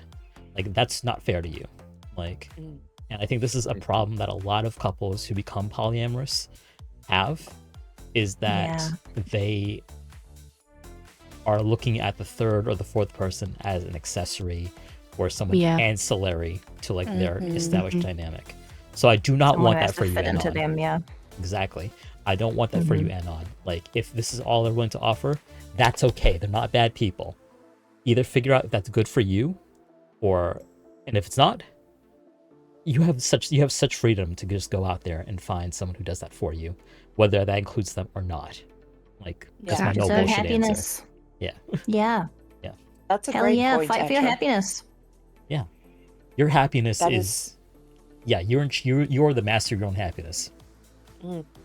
We can't dictate to other people how they treat us, but we can say, I'm not going to put up with this behavior if it's not acceptable. If it's a deal breaker, we can 100%. make other plans, put our energy into other things, into ourselves, into other people. Yeah. Before I move on, do we have any more thoughts about that? If No. not, No, I Yeah. think all of those points are completely Pretty clear. valid. I think both of those things can actually exist in the same space. yes. You know, seeing if you can improve your communication with your partner to see if that can improve. And if it doesn't improve, then being honest with yourself about the state of the relationship and whether or not it works for you, and Mhm. figuring out what your next move is from there. I think all of those things are important, especially when you're in a poly relationship, because it's kind of like what I said earlier. Maybe that person, their maximum capacity is one person, and Yep. they are Mm. trying it out with two, and they simply don't have the spoons to give. They literally have one spoon and they're using it. Mhm. So, you know, all of those things are all conversations that you have to have. It's okay to try for the relationship if you're fighting for it, but it's also good to be honest with yourself and say, hey, this isn't working out. But I just want to reiterate that I think it's important to not catch yourself in this comparison game of something that you might never win. Right. And maybe pulling back from the comparison and saying, okay, is there a way that I can build something special with you? What is it that I need to feel fulfilled, and build that with you? And if that person's not willing to build that, then that's a different discussion. But you know, this you're gonna drive yourself nuts trying to compare yourself to someone else instead of trying to just build something with that person. Yeah. And sometimes you can assessing- and sometimes you can't. And assessing the I will- relationship on its own terms rather than comparing it, I think, is valuable and important, because you want the relationship to be able to be valuable on its own, to stand alone in terms Right. of its value to both your lives. And if the only frame you can see it through is, well, it's not this other relationship, then that's not really going to lead to a fruitful discussion, I think. Yeah. You've got to figure And- out what you need, basically. Yeah. And if it's exactly And- the same as another person, that's not. You will never need exactly what another person needs. Yeah, they're a different person. Yeah. You're never going to be able to have the exact same relationship with your partner that their other partner has with them, because they're just different person. Not possible. And, you know, this is advice based on, we're all giving advice based on our own perspectives and experience. So, you know, we may be telling you stuff that you already know. So take what is useful and, you know, what you see as right and like applicable to your situation, and, you know, disregard the rest. If there is stuff that you've done, you know, we're not lecturing you knowing who you are and what you have done. We have very limited information. So none of this is intended as condescension, particularly me, because I know I can orate sometimes like a lecturer. Like, just take what is useful and discard the rest. This is an attempt to offer like helpful advice. So Absolutely. I hope that you don't feel that you are being spoken down to, or that we are treating the situation as if we know more than we do. I'm speaking for everybody, but like, yeah, I mainly mean me. Please don't hate me. I agree. You are fine. I Don't agree. hate me either. Sending you love. Don't hate me. I'm sorry. I'm just British. Oh, all right, panel. Okay, let's move on. We're all too polite for your own good. So here's another question from Marshmallow. It is, how does one get a... So by the way, before I get into this, I would be very curious to hear Ned's thoughts on this one, because I feel like Ned has quite a bit of experience working with folks who may be new to kink and new to poly. So I'm interested in what Ned has to say, but I'm going to answer this one first. How does one get accustomed to being in a polyamorous relationship when you don't even have experience in dating? Don't. See, my thing is like I feel like there's a predilection to like almost intern in some other person's relationship when you don't have that experience. And you just gotta give yourself the space to make mistakes and to like understand what you want. It's very hard to jump into a established dynamic or a dynamic with other people when you yourself don't know how you are in a relationship. It's going to be a disservice to yourself. It's going to be a service to them too. And I find what happens all of the time is that you may know somebody who's poly and you want to date them, but you've never done poly before. So you're like, I can make myself poly for the sake of dating this person. Ooh. And that, do not do that. It's not fair to either of you, anybody in that relationship, because you'll get into that and you're probably gonna have some bad feelings about it, honestly. I don't think poly is your first step, honestly. It can be the first step for some people, but I think you need to know how you are with one other person first. And only then and only then, you date multiple people, in my opinion. Successful polyamory requires a high level of literacy, both in just personal literacy and in how you approach love and dating. And I don't think that it is good to enter into don't enter into a 3-person fusion when you don't even know who you are as Garnet yet. Like, We're doing a lot of Steven Universe references today, It's and okay. it kind of works. it's a It good program. It's a good program. Don't become sardonyx without being a Garnet first, you know? Yeah. Get to know yourself before you try to get into somebody else's boots, I suppose. Yeah. Anyway, We sorry. need to hear. No, we need to hear more from the grey people. You two haven't spoken very much. Yeah, Ned. How yeah, dare you? Ned. Sorry.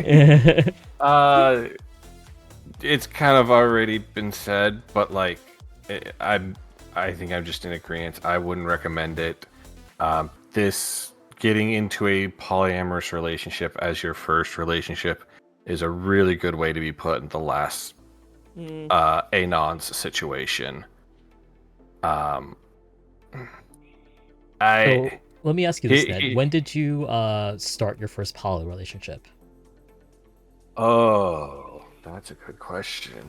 I think I was like 25, 26 at that point. Had you dated anyone prior to that, like monogamously?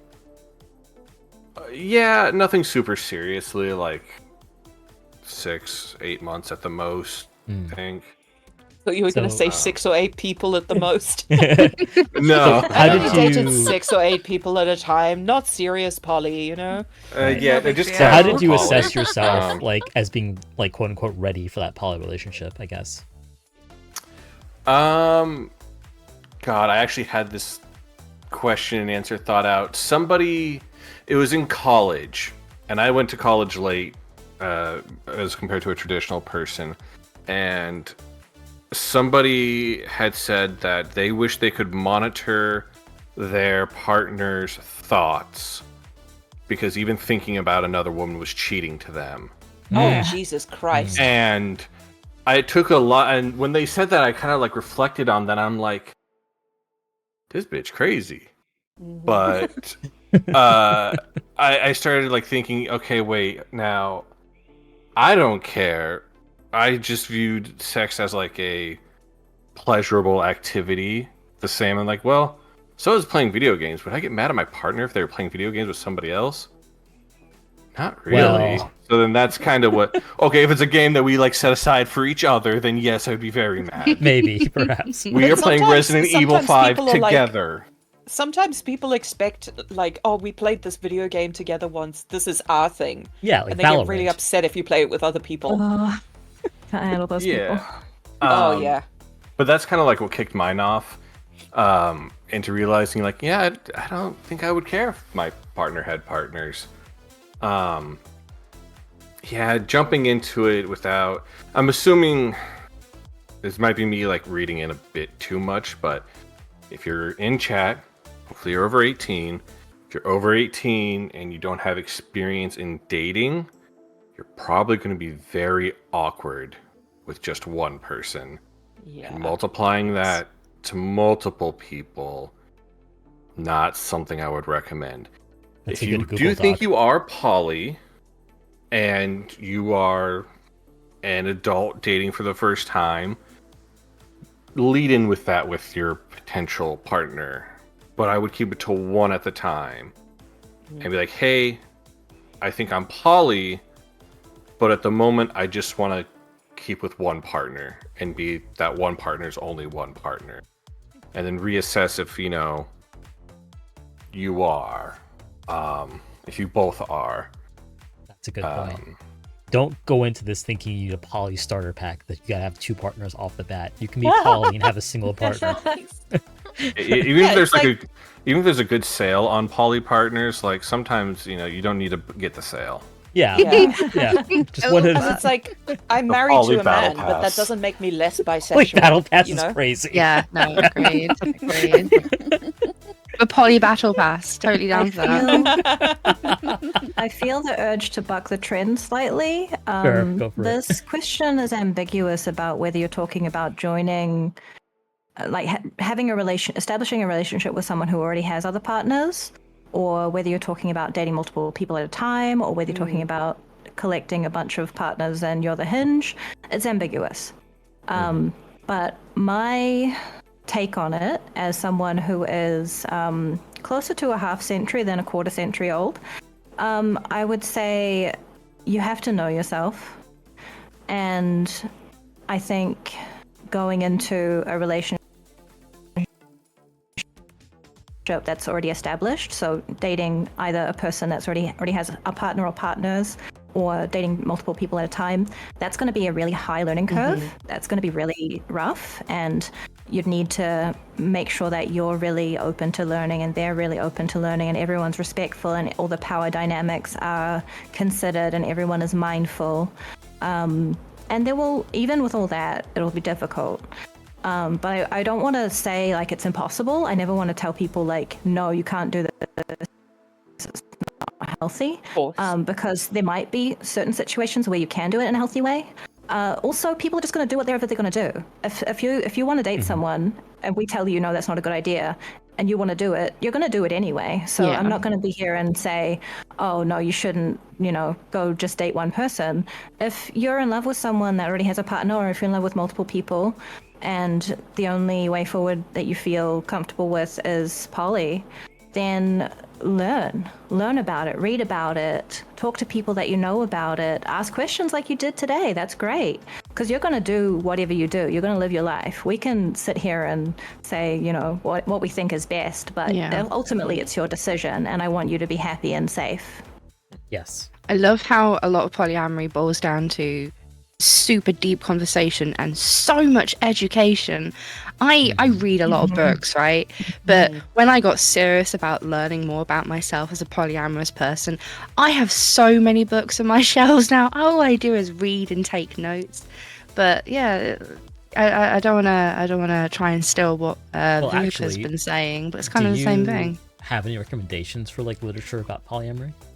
Give me 2 minutes to run through to the other room, grab all my books. I'll be back. Give me a second. We're just gonna come hear back to a you on that huge one. I Unleashed. Let me As grab they my just books. drop all the other thing I books wanna on the say- desk. The other thing I want to say about educating yourself about polyamory is that you might read a book and it might describe polydynamics that you don't relate to, like hierarchy and polyamory. That's not for me. I'm closer to a relationship anarchist than a hierarchical kind of thing. I couldn't imagine having one partner who I consider to be a priority above my other partners. Can you Like, obviously there's going to define be... Can you define what anarchy means to you? Like, what is anarchy?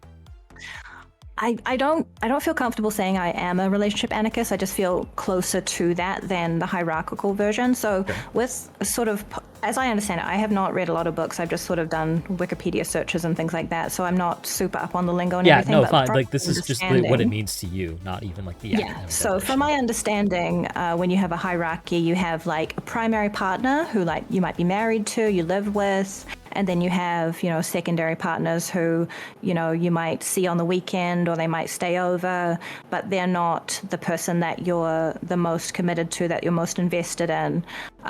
Whereas for me, if I have a partner, we might not live together. I might not live with all my partners, but that I wouldn't consider any of them a lower rank than the other. They're all my partners. I have relationships with all of them. We all have equality in terms of we're all human beings. We're all worthy of having our, needs met and our feelings considered and everything. So there's no prioritizing for me. It's more we have needs and they change over time. And so one person's needs might be higher at this time and the other person's needs might be higher at that time. So it's prioritized based on need rather than on, tenure or legal time in service.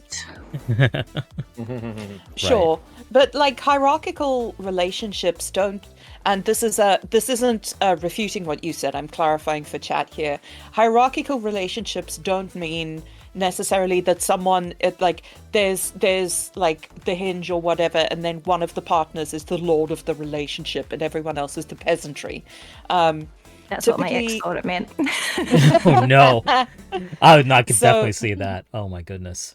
So yeah, what a hierarchical relationship would usually be an established dynamic or a dynamic where you share a living space or you share finances, and that there would be areas of your life that partners who weren't the primary partner don't get a say over, such as like, I'm going to make a big expense or change how the house is modeled.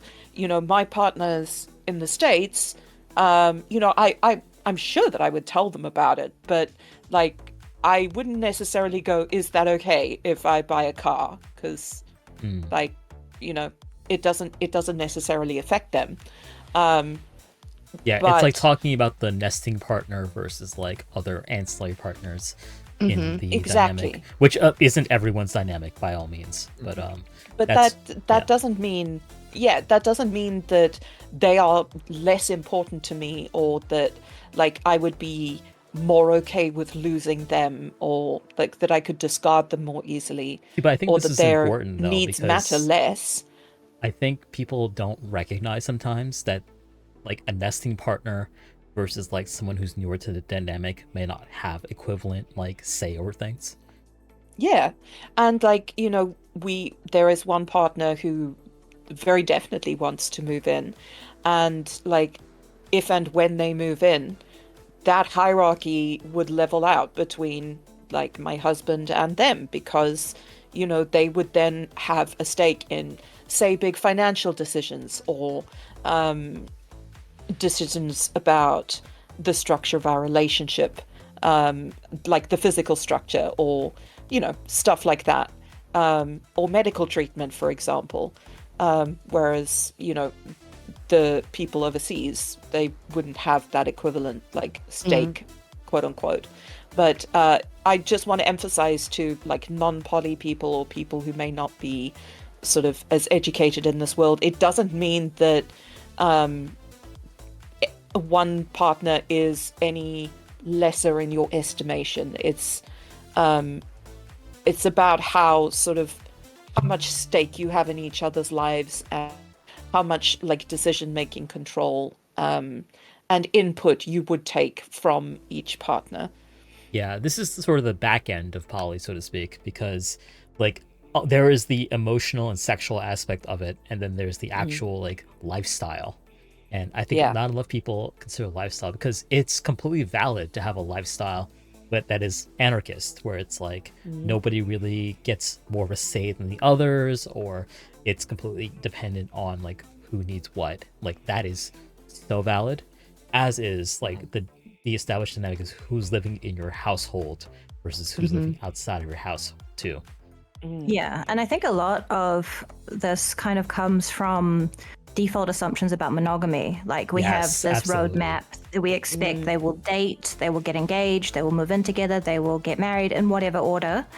and then they will join finances, blah, blah, blah. But there are people that are married and don't live together. There are people that are married or live together, never marry. There are people that live together, but they don't have joint finances. Don't sleep in There's the same all kinds of bed. configurations. Yeah, kind of there's stuff, so many individual configurations, even within monogamy.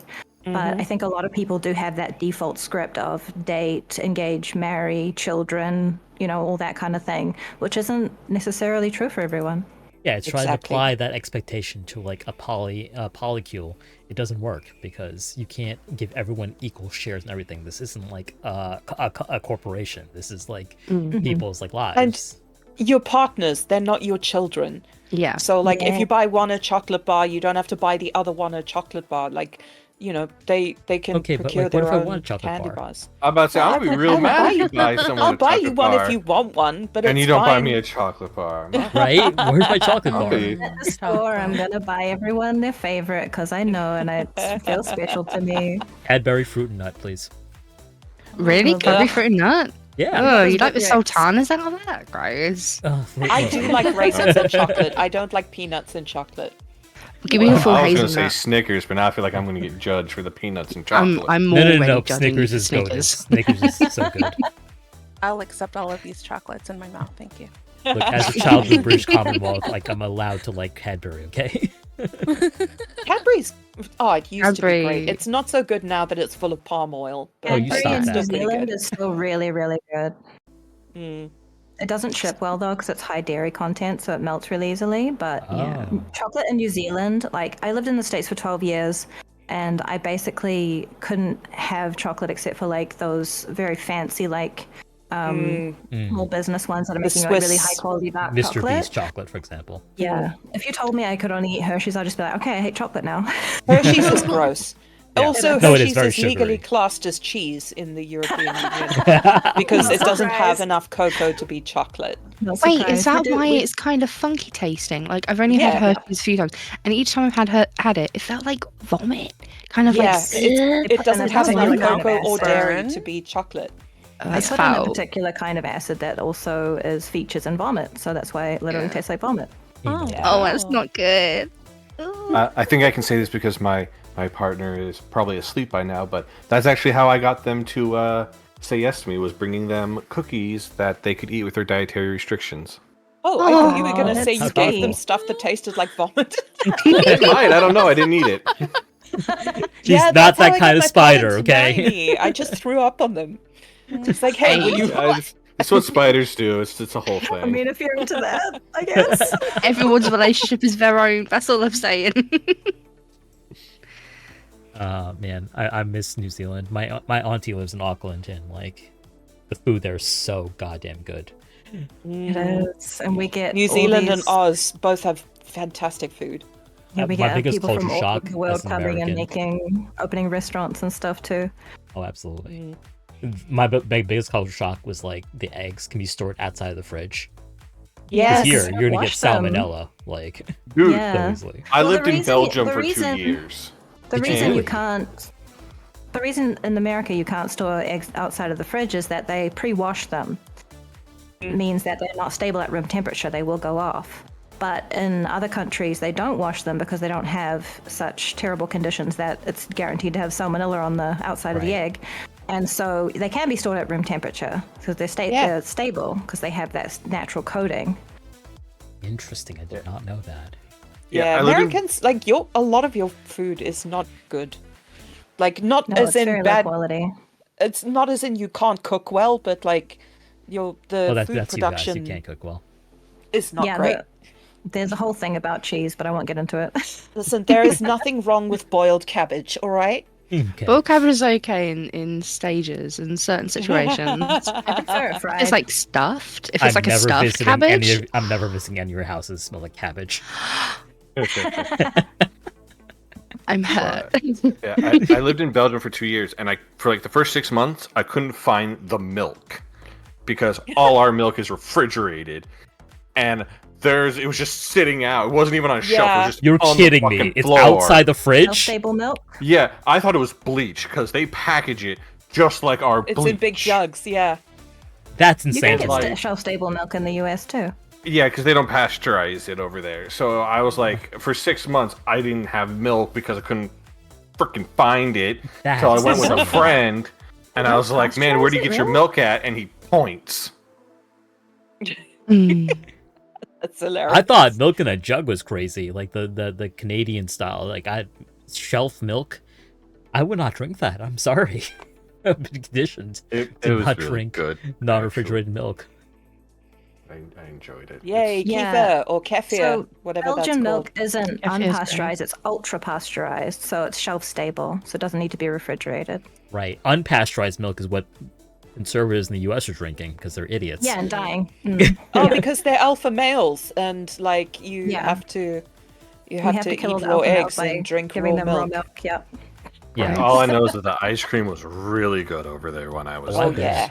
yeah. Mm. Dairy is really good in New Zealand too. Also, Fuck yeah, Amber, all the More cows. Than Two, and The Ethical Slut are fucking great books. Oh, they're so good. Okay, I'm gonna be honest. Like, a lot of my library just goes walkies because I'm the kind of person where, like, oh, my friend says they want this book. Here, have it. And Ethical Slut and The More Than Two are always the books that come back completely dog-eared. There's always notes written everywhere. And it's so good.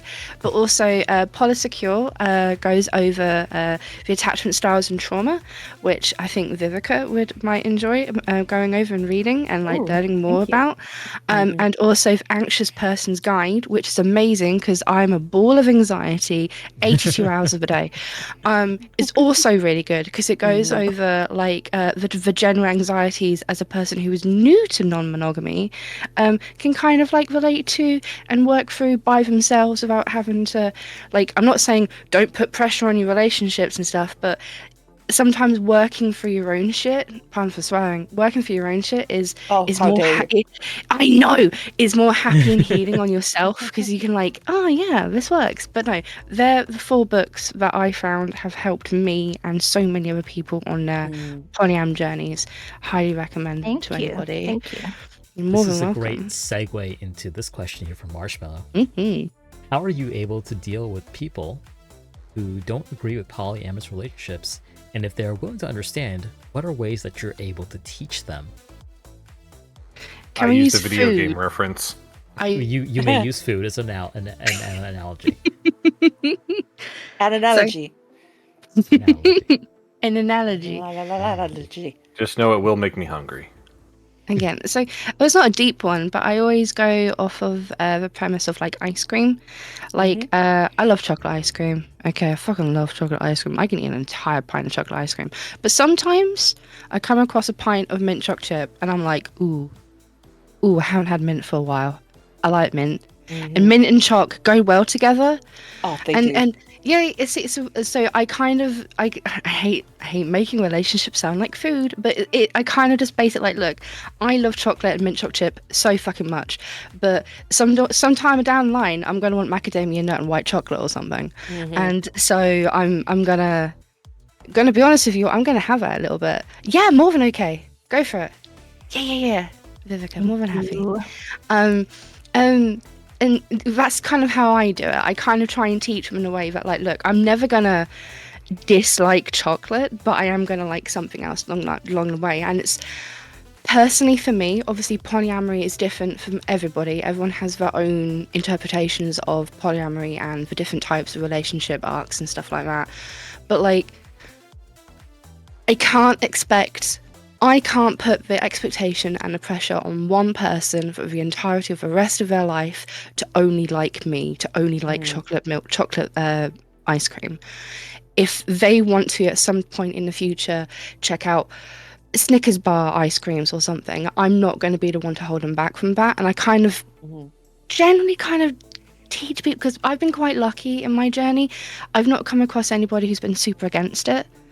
I've had normal people. That sounds horrible. I've had monogamous people. Those monos.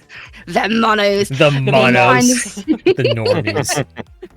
kind of being like, oh, that's a bit weird. But then when you explain to them, like, look, it's a bit weird, but these three people, I always use like my friend. I've got a friend who are like a massive polycule that live in a house in London, and I always use them as my example. I always go, look, these three people, I don't know if you've touched on this subject yet. There's a child involved. Oh, Child's okay. at school. And there's two dads and one ma. Okay. Both mum and dad are working and they can't get to child who's sick.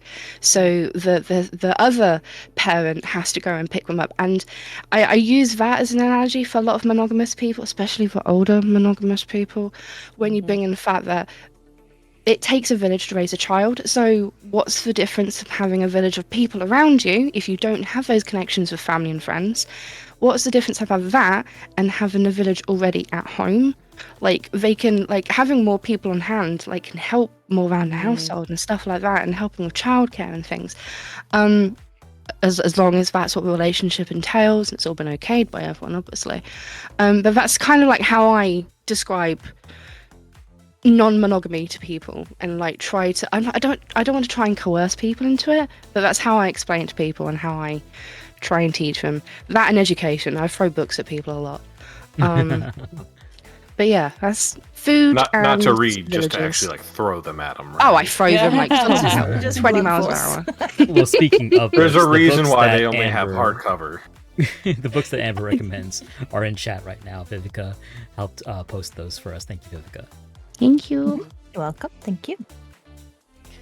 I mean, I've gone over how I handled it with my mom, but like my partners, they have very conservative, very old school families, and they can't trust them with the information that they are poly, particularly that they are poly with a married woman.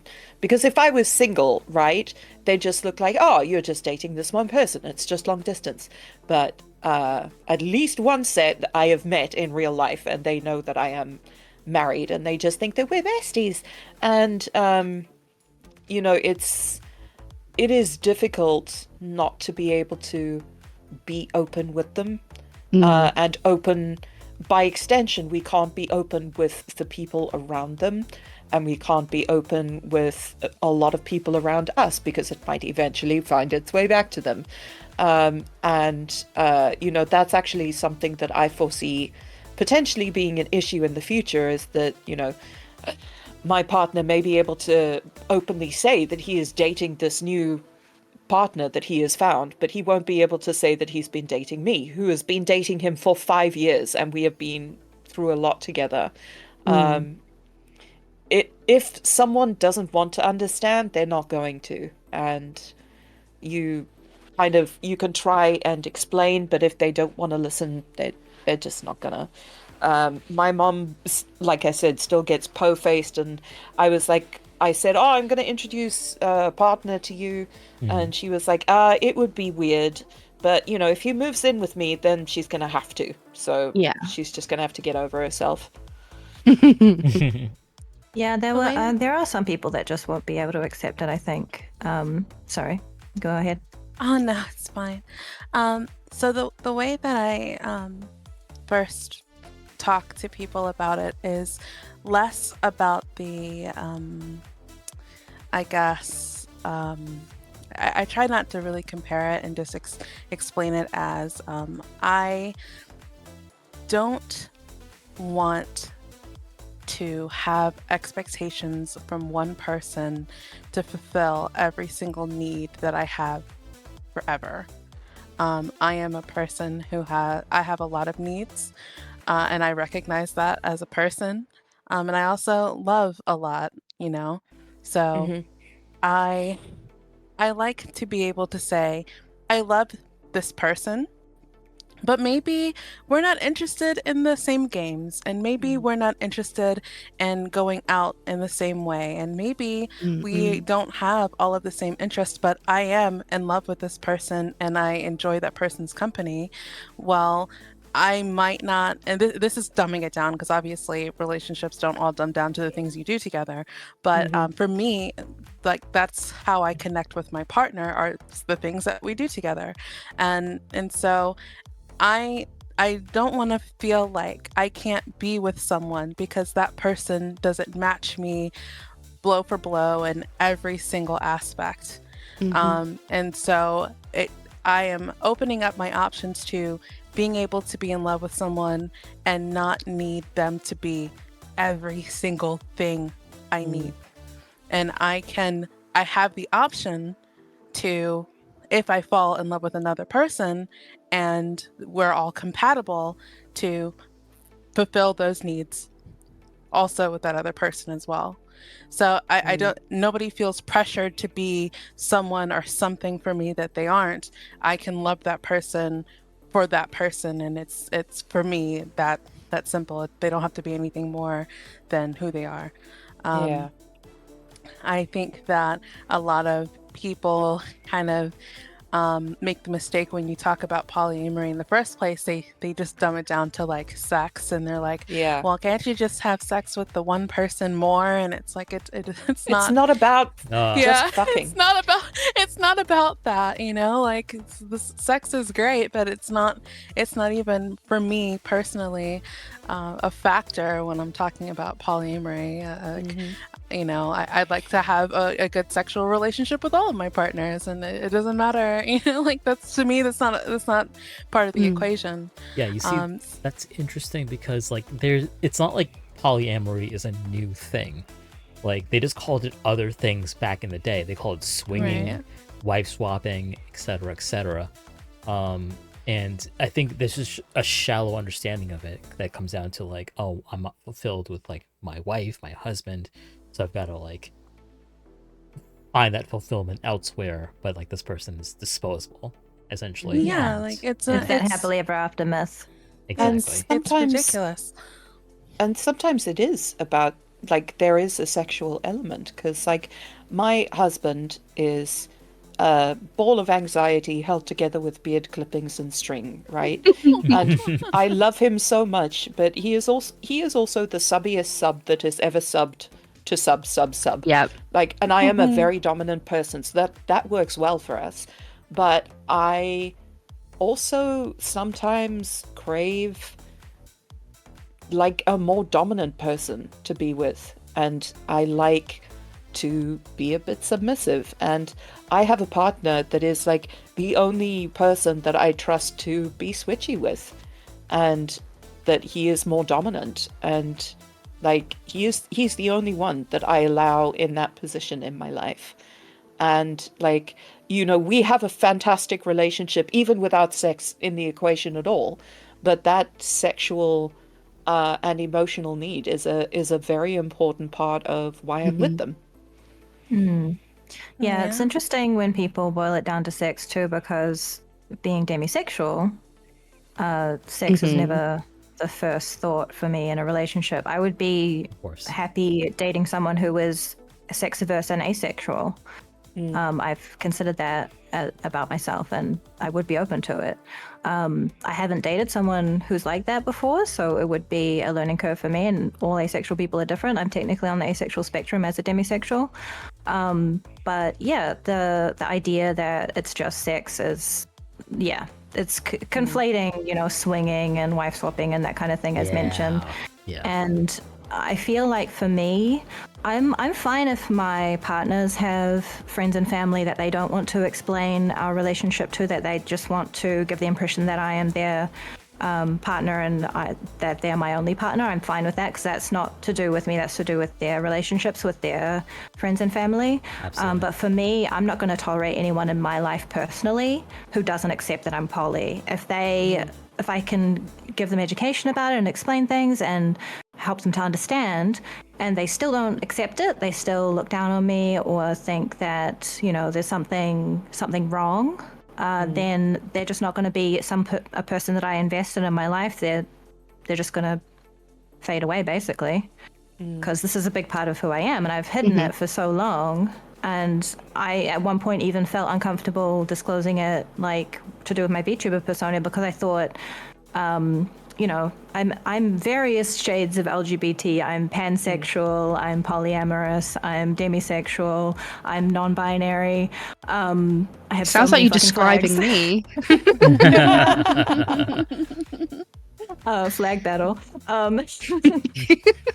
So I've had layers of coming out. Like, I never felt uncomfortable being attracted to same sex. Like, I got crushes on girls before I got crushes on boys, so I already knew that about myself.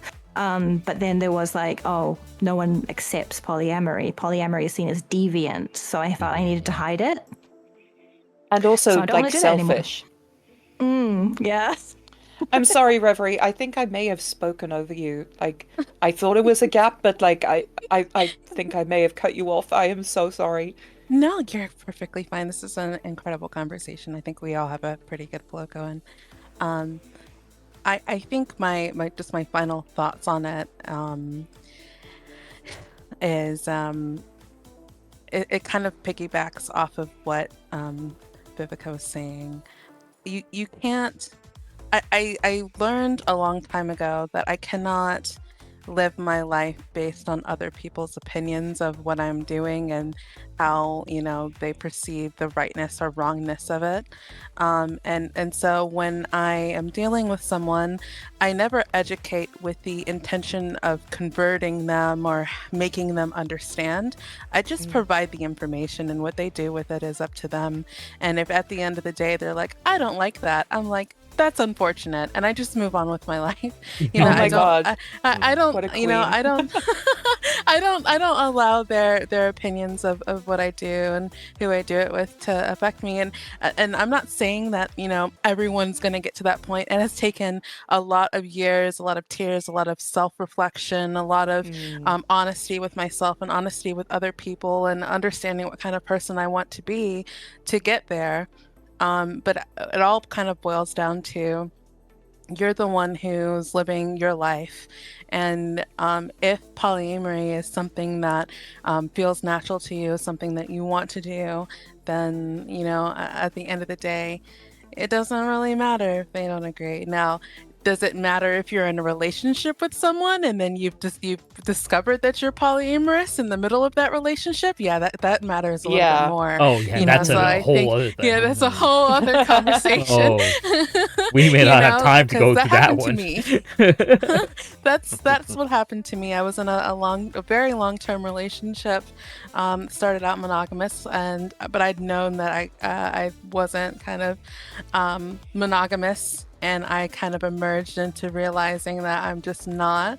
And I just basically had a breakdown with him one day, crying because I'd held it in so much, and I'm a big ball of emotions, and I just basically exploded and cried everywhere. That's so relatable. Kind of just told him the truth. That's a whole different discussion. And he wasn't a poly person, and it was very devastating for both of us. But all you could do is educate. No, go ahead. No, I think it's very hard for like men to accept that, like, if they're dating a femme person, a woman, that their partner might be polyamorous. You are subject to so much ridicule. You are told to be less of a man. Like, the whole my wife's boyfriend thing is like a gigantic meme. So like. Yes. Between, like, I don't know if we're allowed to say this word on Twitch, so I'm gonna say the other word, like clucking, essentially. Like, Yep. I think it's such a hard thing when society has this expectation of men to satisfy, and again, heavy quotation marks here, satisfy your woman, so to speak. And I think, it comes from, I think, there's a commodification of women's bodies, of course, particularly in sort of a very patriarchal, hyper-masculine focused society. And you see when people have harems and, in these period dramas, like, the men will have the story of Yangshi Palace or Ru Yi's Royal Love in the Palace. Like, the emperor had over 2,000 concubines, but if a woman so much as spoke to a man who was not a eunuch, because they could only be served by eunuchs, so that no man ever looked upon them and felt lust. Like, it was grounds for massive punishment, because the male ego is socialized and wrapped up in ownership of femme and female presenting bodies, and the idea that they are above femme presenting people, and that femmes, women, are the ones who are the penetrated, who are the owned, who are the lesser. There is actually also a societal norm where your wife is also the only one that you can be emotionally vulnerable with. Emotional vulnerability in mask people is not encouraged in other settings, in the sort of very patriarchal society in which many of us live. And so they have... So there is also an attachment that is almost maternal, where they find the idea of that perhaps maternal figure straying also incredibly uncomfortable, because, you know, my mama was dedicated to me, so you should be like my mother and, God. care for me. Yeah, the whole mother boy thing, you know? Or mom thing. Obviously, these issues are not as simple as I'm saying, but there is definitely a sort trend. of conscious effort to commodify women's bodies and ridicule men if, like, regarding, like, cucking and calling people a cuck. And, like, actually that's how my husband and I got into polyamory, is that we enjoy cuckolding. I enjoy cucking him, and it's great and fun and good, and if you like it, then that's wonderful. Are we allowed to say the word cluck on Twitch? Yeah. Do we? I was about to make a joke about that. I mean, there's a whole game based on it, which is allowed on Twitch, so I think it should be okay. There I is? say I think. They're Well, probably kind fine. of. As long as Well, we don't this is linger in on it too context long. of education, so Yes, it's Yeah. contest if it's your fine. channel gets banned, I'll go and tell them that. Also, what I want to Thank say on the subject of, like, obviously gender dynamics and gender roles and expectations to do with sexuality is that I found that a lot of men believe this lie that romantic relationships are transactional. So you need to be rich, you need to be attractive, you need to be whatever, like conventionally attractive, meet conventional beauty standards, be buff, be low fat, all that kind of thing, which I don't endorse Fan any your of asshole. that. I don't endorse any of that, but they do have this mindset that if they don't perform well enough, then that would be the reason that their partner would look for another sexual partner. So I really want to challenge this idea that, men just exist to provide, money and baby batter and whatever. Relationships should be emotionally deep, and that's the kind of relationship I want. There might be, aromantic people that don't want that, they just want the sex. But for me, I do want emotional depth, and I do want partners who are not just emotionally vulnerable with me. I want them to have friends and other people that they can have that emotional depth with, because we do get into that territory where the, the AFAB or the female partner is the one that is doing all of the emotional heavy lifting. And if the male partner or a simalic birth partner is, not even in therapy, doesn't have any other outlet, that can just be too much of a burden for one person. No healthy coping And then what mechanism is happens no when outlet. their female partner passes away? Then they're completely alone. That's not a good thing either. For me, like, I know death is a difficult subject for a lot of people, but for me, I want to build a life where I know that everyone I love will be fine without me if I do pass on, because I will eventually. I'm mortal. So I want to plan for that, Yeah. And there's a particularly repugnant term that's come out of 4chan and, like, incel circles called sexual market value. What the fuck? What the Yeah. hell? The Or chat So- version, yeah. Yeah, so your sexual market value is assigned based on your comparison with the masculine and feminine sort of ideals that they set out. So, like Vivika was saying, like, are you rich? Are you good looking? Are you over 6 feet tall? And part of Oh my like god, the none whole of this shit incel, like matters like giving good dick. Like absolutely, It really doesn't. but like. As an accountant, of- I heard value and got excited, and now I'm significantly less excited. I know, but like part of the incel identity, and this is something that is very core to their identity and a tool for radicalizing incels, is that they have low sexual market value, as though there is only one like archetype that is valuable or desirable in sort of the stage of the world. And if you have a low sexual market value, then you're basically like just shit out of luck. incels, Yeah, I don't mean it's- to be crude, but just eat pussy. Yeah, and they're like, oh, Mhm. these women have a high sexual market value, but if you're ugly, then you have a low sexual market value, and I wouldn't fuck you. And like, oh, I can't believe that someone fucked this, like, I don't know, Weak. whatever So- this woman is. It's so ridiculous That's just when you coke. think I'm about sorry, that's just how coke. how beauty standards are. They have fads. There's fashion trends. Like when I was in intermediate middle school, heroin chic, being dangerously underweight. Oh, yeah. Was Kate the Moss. norm. Kate Moss was the ideal. You needed to have thighs that didn't touch when your ankles were together, and that's the only way to be attractive. And so I remember a boy going up to me and my friends, and we were just standing there because we were just talking, and he pointed to each of us and made a judgment like, you're overweight, you're anorexic. Oh Like, my yeah, sure, god, the number of good. times that happened to me.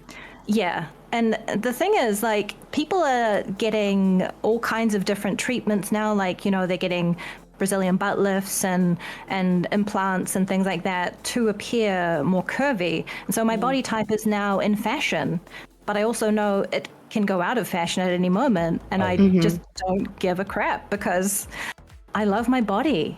It's amazing. I get to live in this world and experience things through all my senses, and my body is what enables me to do that.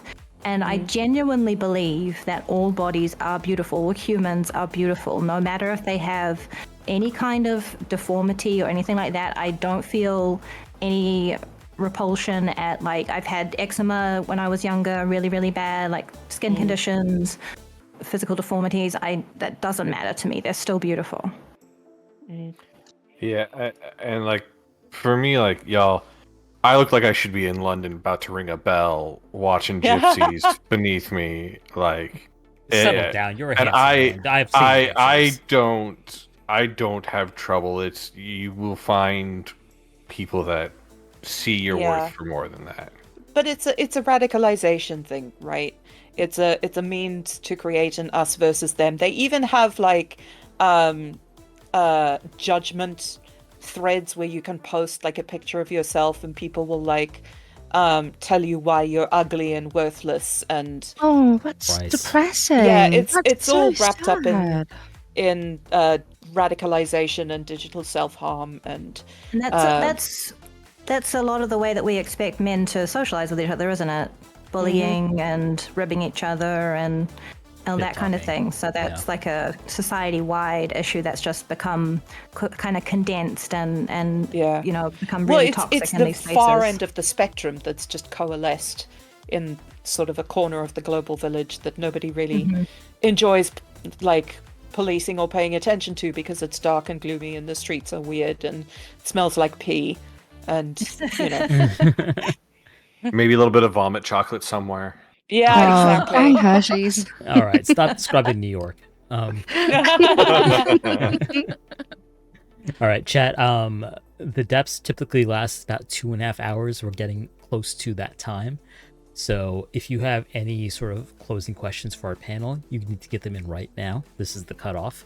I've got a couple of questions in the pipeline, so I'm going to try to get to them as best as I can. and I do have some pre-prepared stuff as well. Oh my gonna- god, are we gonna try and answer them in 10 minutes? No, Let's no, no, go. no, no, no. I'm gonna try to be judicious about like what we discuss. But so here's a question from Marshmallow. Not strictly a polyamory subject, but still very relevant to it. Say you start talking to an interest in a person, poly or not, but you deliberately choose not to pursue it for one reason or another. However, you don't know what to do with the feeling. Do you talk to someone about the interest you have but not pursuing, or do you keep it to yourself because nobody really wants to know about it, so you're not gonna do anything anyway? Write it down So- and burn the paper. I don't know. I'll answer this I'm, for the uh, context of online dating. I think it is valuable to tell someone that you don't want to date them and give them the reason why, rather than ghosting them. I think you need to do that. Like that is so much more helpful to somebody than like ignoring them. You don't owe anyone Agreed. an answer necessarily, but I think If it's like you- if you get a crush on someone but you don't pursue it, and they don't know that you have that crush, like how do you cope with Yeah, like you've chosen not to do it? that's my read but, on it too. okay. Yeah, that's how I Well, read it as well. Well, Therapy. Talk to like, your do you talk to therapist. people about it, or do you like keep it inside? Get a therapist. I'm gonna be honest Well- with y'all. Like, I don't think you should burden that person with it. I don't either. Yeah, to me, Well, I don't think they're saying burden that specific person with it, but like you have feelings. What do with feelings? how do you What resolve do you the do to feelings? process Yeah. them? Yeah. Well, Yeah. let me take it from like the perspective of like a VTuber, right? Mm-mm. What's it like? Say like it's a popular VTuber, someone that you like kind of like have this. I don't want to say parasocial, but kind of a parasocial like attraction to. Do you give that person that? You tell that person you have an attraction to them. No. No. I mean, Personally, I I did. wouldn't. I mean, Now they're my I've partners, tried. but I've tried, but they don't respond to my messages. And like I'm not. They don't Eh, respond let to me let me pricks, let, that's let right. me just say. Everybody Let me just say. to I'm be not fair, in talking my about case, Iron we were Mouse, or I'm friends. not talking about like a really big VTuber. I'm talking about the indie scene, right? I'm talking about somebody you talk to and watch every day that talks back to you. Mm-mm. Yeah, in my case, my partners, I met them through streaming, and they both stream, and we became friends before we started dating. So I think that's a bit different than that situation. But yeah, in terms of like dealing with the feelings, I have had feelings for people, and I have told them, and I was open to dating them, and they are not interested, and we're still friends.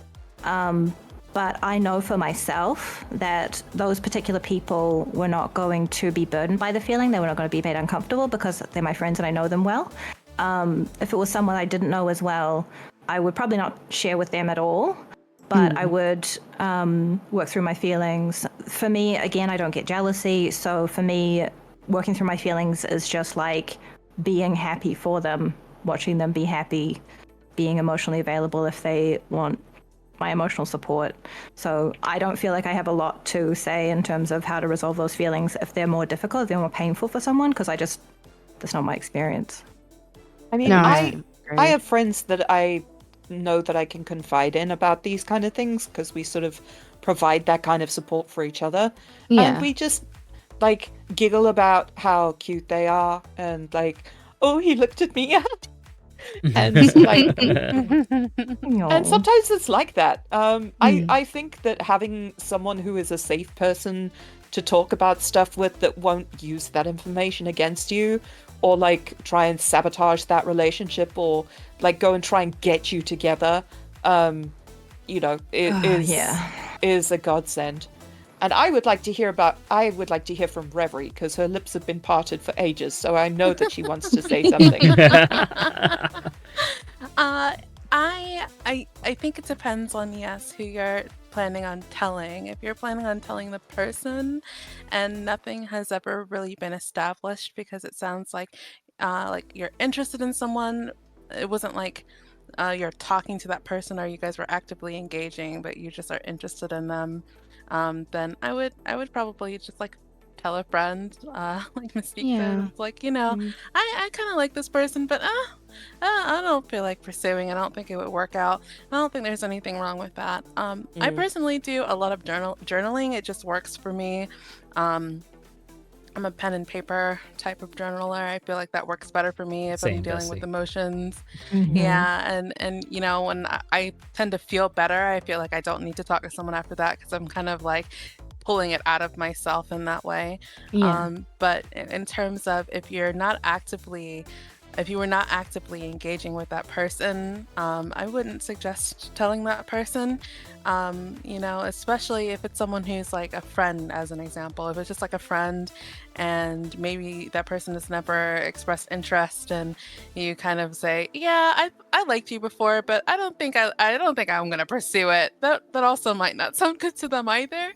Yeah, So that might be you know, harsh. yeah, you know. A little So bit harsh. I think you know, talking to someone that you trust, or writing it down or something like that would be much better than burdening the other person with it. Yeah, I kind Yeah, of feel you like my can't feelings are no one's control- business unless they want to know, you know? Right. You can't control who yeah. you're attracted to. Like, that's inevitable. You can be attracted to someone who's married, someone's in a relationship, someone who's unattainable, a VTuber, an entertainer. That's fine. Like, at the end of the day. But, like, you know, if you're going to be sending, like, somebody, like, an email to their business account, like, I love you and yada yada, don't do that. 'Cause Yeah, don't. Yeah. You're going to make the don't. manager very comfortable, for one. Wait, don't check your business email. Oh, Don't check your manager. business email. No, but for real though, like, speaking like from the small indie scene, like, I get it. A lot of us seek out VTubing and like content creation or even LootTubing because we are feeling lonely or want some fulfillment through making content. I know I did. I was feeling unattractive and like I chose LootTubing to feel more attractive. I get it. Like, this is not an easy answer because when people make very intimate content, they inspire very intimate feelings in their audience. Now, you know, Intimate product, intimate investment. Yes. Mm-hmm. Now, I'm not going to sit here and be like, oh, it's so easy. Like, never do this. Do not do this. Never do this. Because we have plenty of examples right here on the panel of folks who have actually like found good connections through like streaming and like doing content. So no, it's not impossible, but you really have to be very honest with yourself. Like, do you have a genuine connection with this person? Or are you feeling some parasocial like connection that's not reciprocated? Because if you are, you got to move on.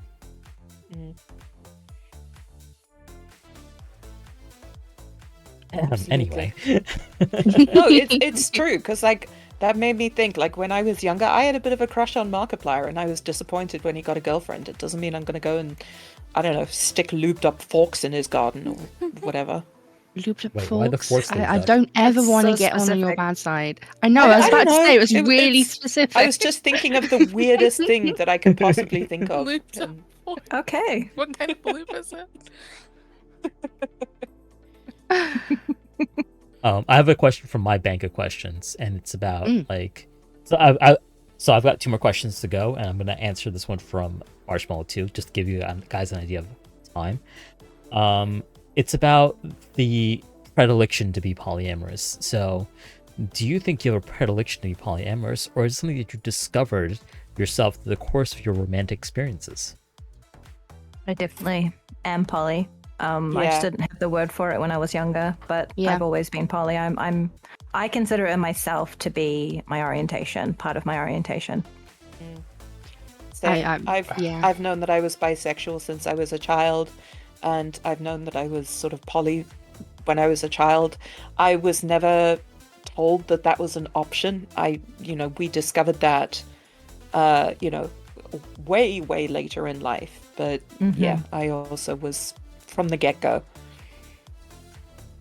I personally think it can be both. Like, I think I became poly, or maybe like later in life understood that I could be poly, because like I know for a while I was just monogamous. I shouldn't say just, but I was monogamous. But like later in my life, after like reflecting, I was like, I think I could do it. And then when I did it, it turned out I liked it. But I don't know if that is something I was born with or something that I developed over time. I was have one of all those. ways. I was one of those boys that like chase girls around kindergarten. Like, will you be my girlfriend? Like, That's adorable. Playing kiss chase with all the girls. I see. so like I didn't discover like polyamory until way later on because I was very much a one woman guy for a long time. And I discovered that about myself, and I really enjoyed that because like I like love, I love feeling attracted, and I love like giving love. So it's okay if you Me don't immediately too. even, like recognize that about yourself. I was gonna realized it pretty early on. Yeah, I think. myself. Yeah, you go ahead. Go ahead, Reverie. I was just saying I recognized it in myself pretty early on. I never kind of knew the difference. I didn't know the word for it, but I didn't ever feel like I was monogamous and I had to kind of discover that. I just kind of knew that I had the capability of being in love with multiple people, and like that actually happened with my very first serious crush. And then I got into a relationship while still having a crush with that person, and I bottled that up because you're always, you're taught that that's wrong, and Yeah. you should focus on that one person, but it doesn't erase the way that I felt about the other person, and I didn't feel less for the person that I was with either. So that's kind of how it was for me.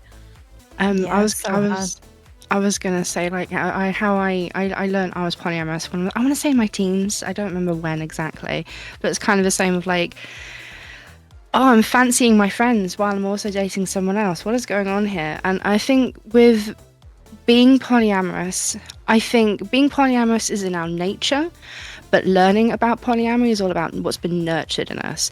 Like, I'm probably Yeah. guessing the majority of us here were all brought up in some sort of household where it's a nuclear family, mum and dad, they got married, you're a product of it. And you're taught from a young age that you must also find that one person and marry that one person, and that one be your entire life for the rest of your entire lives. So yeah, I think polyamory is in everyone, but unless you're taught about it and shown that that's a relationship type that you can go into, if you're not like taught about it, you're probably not gonna know about it, and you're gonna have some icky feelings too. Like, Yeah, and in my family of origin, there is some trauma around infidelity. So that added an extra layer of complication for me in working out my feelings and my orientation because of all that trauma to do with that, because my mother's a serial non-monogamist. So, but not ethical. And definitely, like, I cannot recommend highly enough to watch Steven Universe. They have a lot to say about polyamory and polyamorous relationships. Like, there are characters who there are fusions who represent toxic relationships, abusive relationships, all of the separate entities, how they fuse, who they become when they fuse together, and Stephen is trying to understand himself as a boy who is sort of starting to become a young man and have feelings, and he is both part gem and part human. And the humans are typically the monogamous people, and the gems are the polyamorous people, because they are all female, they are all femme. So like their understanding of love and attraction and connection is very different. And, there is a lot to say about trans identity, being gay, like, just fucking watch it. Would you say the gems relationships are rock solid? oh my gosh, ah. you're gonna throw hands, Ned. No, they're quite rocky sometimes. No, though. there are many Oh facets. my god. Many facets. So they just don't take it for granted. Oh my Oh gosh. my god. I got through this No, it's whole garnet. podcast without doing puns, all right? That's good, because I I'm didn't gonna want to fall take- for anyone right now. One final question from Marshmallow. This is the final question from Marshmallow. I swear to God. When it comes to poly E&M people, at least from my understanding, as poly being potentially sexual and romantic where E&M is purely sexual, please correct me if I'm wrong, are there different ways one should approach expressing interest in a potential relationship with them? Isn't ethical non-monogamy just another word for polyamory? Is it a separate? Well, I'll term? take this one actually. So I am ethically non-monogamous. I do not have to have a romantic feeling for a person to be sexual with them. So E&M is the bigger umbrella, and polyamory is right underneath that umbrella, as the way I that makes understand sense. it. Yes. Okay. But E&M people are still capable of forming romantic connections. Correct. And yeah. may well have romantic connections. Yeah, just like asexual people can have romantic connections or have sexual Yeah. intercourse. Yeah. I don't like that term I just used.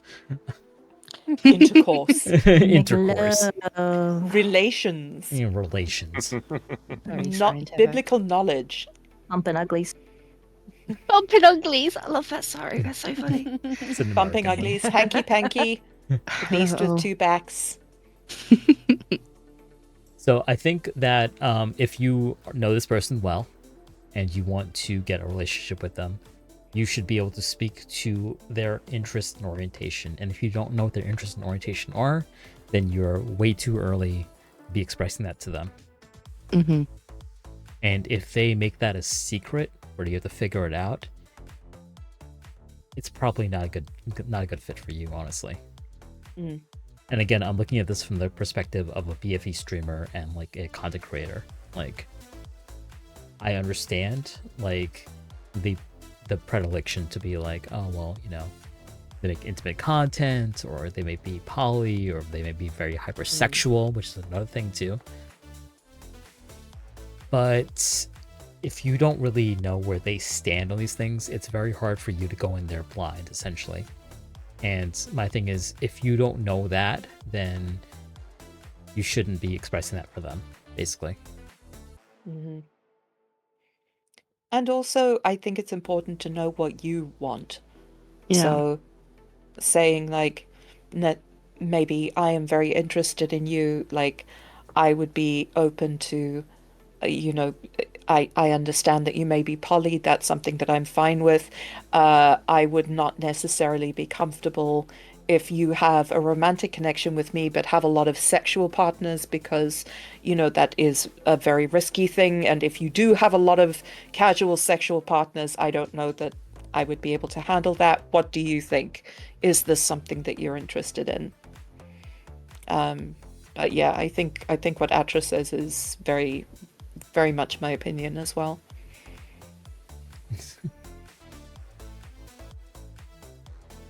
Just to revisit the question, are there different ways one should approach someone?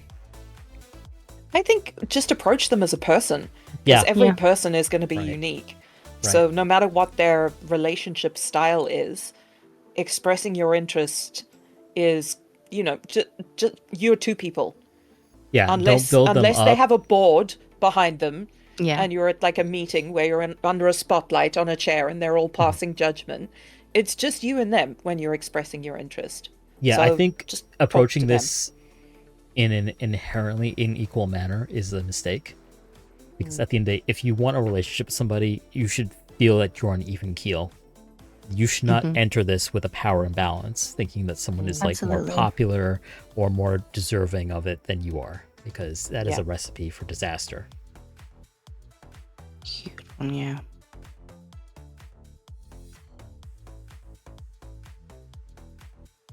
Dede, I love Dede. That's my favorite. I also think there's a little bit of a difference, a little bit of nuance around being a private person about your relationships and being secretive. Right. So if you aren't familiar with what their love style, whatever you want to call it, whether they might be polyamorous or identify a different way, if you're on those terms with them where you feel you can have a conversation irrelevant of your feelings for them or interest in dating them, that might be a good place to start, just to have a conversation about how do they identify, if they're comfortable talking about it, and what that means to them. Because, you know, I can say I'm polyamorous and the next person on the panel can say they're polyamorous, but we mean Different like things. how our relationships look are different. Yeah, like we Right. have different nuance and how we relate to our polyamory. Just Absolutely. like I'm demisexual and, you know, on asexual spectrum, and, you know, someone who is asexual but sex averse, they're going to be very different from me in a lot of ways.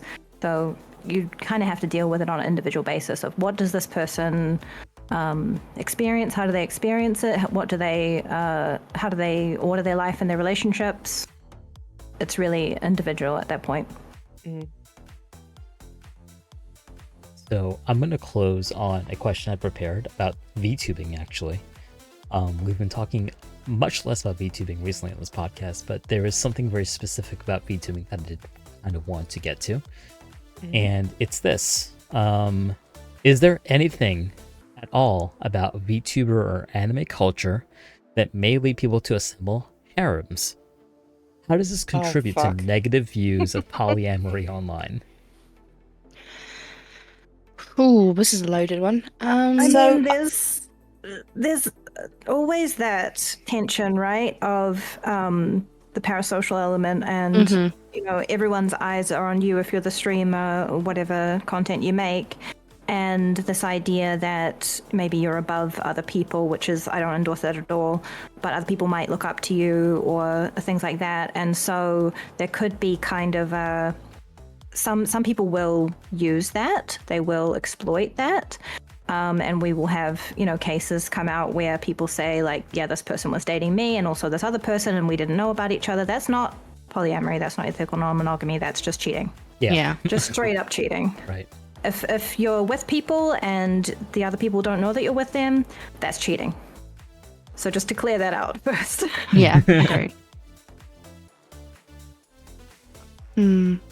I think it's tough because, like, and again, I'm not calling out men specifically because this is across the board, but I think there is this feeling, like, for guys who have not felt necessarily attractive or had a lot of luck, like, with relationships once you become a VTuber, sort of like it's a starvation, like, theory where it's like, okay, well, you didn't have a lot of this, so once you have it, you're gonna gorge on it. And I think once, for the first time, you feel attractive, you start to assemble like all these ladies, or again, if you're bisexual, all these ladies and guys, like, and that attention can be hard to navigate when it's new. Exactly, the attention can be hard to navigate when it's new. And I think that's where a lot of people make mistakes, because if you didn't have this in your regular life, you suddenly have a lot of attention, it can lead you to try to like make this work in a polyamorous context, and it never works because there's so many competing egos, so many competing, like, there will always be a crack in, like, you know, this poorly conceived online harem that you're assembling, honestly. And there's also a tendency I've noticed for VTubers to build harems with each other. Not all VTubers, obviously, but there is a tendency to be like, oh, this is my husband, that's my wife, and this is my wife, and this is my wife, and like the top concubines like make it into the banner, and then, like, you know, you tag like 9 other people in, like, oh, these are also all my husbands and wives. And I think that 2022 VTuber Twitter. Yeah. So I think that it's always going to be a thing that happens, but sometimes it's annoying because those words mean things, and if you're not dating them, or you don't feel strongly about them, or if you just declare that someone is your wife after, like, oh my god, we had such a good stream together, you're my wife now, like, sometimes it feels like it diminishes, like, the lab's so good we're in a polycule now. Sometimes. I know, exactly. But sometimes, like, it's annoying because it feels like it diminishes what polyamory is, and like diminishes the validity of my relationships, which I feel are deep and meaningful for me. Right. And like, I even have a husband, and it took more than a collab, let me tell you. But also, like, you know, it's very shallow, so I don't pay it too much attention, but sometimes it's annoying. I feel like I have this so let me start over. I do like dates and things like that with subscribers on Fansly and things like that. So I deal with this sort of thing quite often, where people will start feeling very emotionally attached to me. and they kind of have in their head that we are in a relationship because we went on these dates and things. So I try to be very clear that we aren't, I have to set the rule set out in my rules on my Discord. I have to be just very clear. But as I stated before, I am a very lovey-dovey person, and I have a lot of love to give. So there will be times where I become closer to other people just because, maybe I have more daytime with them, or maybe we hang out more, whatever the case is. But for me, that happens a lot. But the difference is I try to be very clear that with the dynamic with my streaming, I do go on dates with other people. I am very clear that we are not in a relationship. I take that extremely seriously because it's very different for me when you're essentially engaging sexually with a lot of people. It's very important for me to be very clear, if we are actually going to be in a relationship or date or whatever the case is, that both of us are very clear about that. And so I try to be just extremely upfront about that with everyone, what we're dealing with. You've heard me say like 1,000 times, like, no, I am single. I'm not, I'm happy to say that because I don't want anyone to have any misconceptions about what I am to anyone, and I think that kind of honesty with people is really, really, really important. And VTubers tend to think, okay, well, you have a model and you're kind of appearing on the internet as this model, right? But you're still dealing with people behind their models too. And you should still treat people like people, and you're not collecting a bunch of anime girls or waifus or whatever the case is. These are people with feelings and emotions, and people should be treated as such. Yeah, I feel like I'm old. I'm super old. I'm probably the oldest person here, but I don't understand this whole like situationship kind of trend where people don't know if they're dating someone or not. I couldn't handle that. Yeah, me neither. Could not. If I'm at the point where I'm investing romantic attention in someone, I want to be with them. And if they're half in, half out, then I'm all out, That's just how I am. I just can't stand not knowing. Like, if we're just casually flirting, that's fine. But then, just tell me that that's what it is, so I know. Absolutely, and then I'm comfortable knowing where I stand. Yeah, I love flirting with my friends. Situationship, I need to know if it's going to be more serious than that, I feel like it's poly light. Like it's like poly without the communication. That's what situationship is, and it's because these kids don't have the framework to like express that, and I think that's invalid. Honestly, they will learn. I hope eventually. I mean, unfortunately, it seems like it is kind of related again to that culture of men shouldn't talk about their feelings, because I see it a lot with women wondering if men are actually interested. It happens with same-sex couples, with women like lesbians and stuff like that as well. But I'm just saying, like, it seems like that's maybe where it originated, and it's kind of spread because we have this culture now of like the cool girl, you need to be DTF at all times, otherwise you're frigid, and like just kind of a creeping kind of corruption from that idea of like, don't express feelings for someone. Whereas with my current two relationships, I said, yeah, I'm literally in love with you, and then we started dating. So I feel like it might come from like the application. Hang on, I got this. Appification? Appification, thank you. The appification of like dating. I agree. I think dating and swiping has led people to be unable to sort of like express genuine interest in each other, and it also gives the notion that, okay, if you don't vibe with this person, there's always another swipe you can do. You can keep swiping until you find somebody, and that has led to like a casualification. I'm making up words right now, but a casualization of like relationships. It encourages making quick, shallow judgments. Exactly. Quick, shallow judgments. And down also, to defenestrate.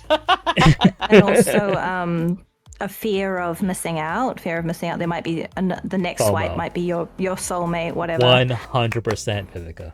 Mm-hmm. I don't I have feel much this to add acutely on this. 'cause dating I've in New been- York.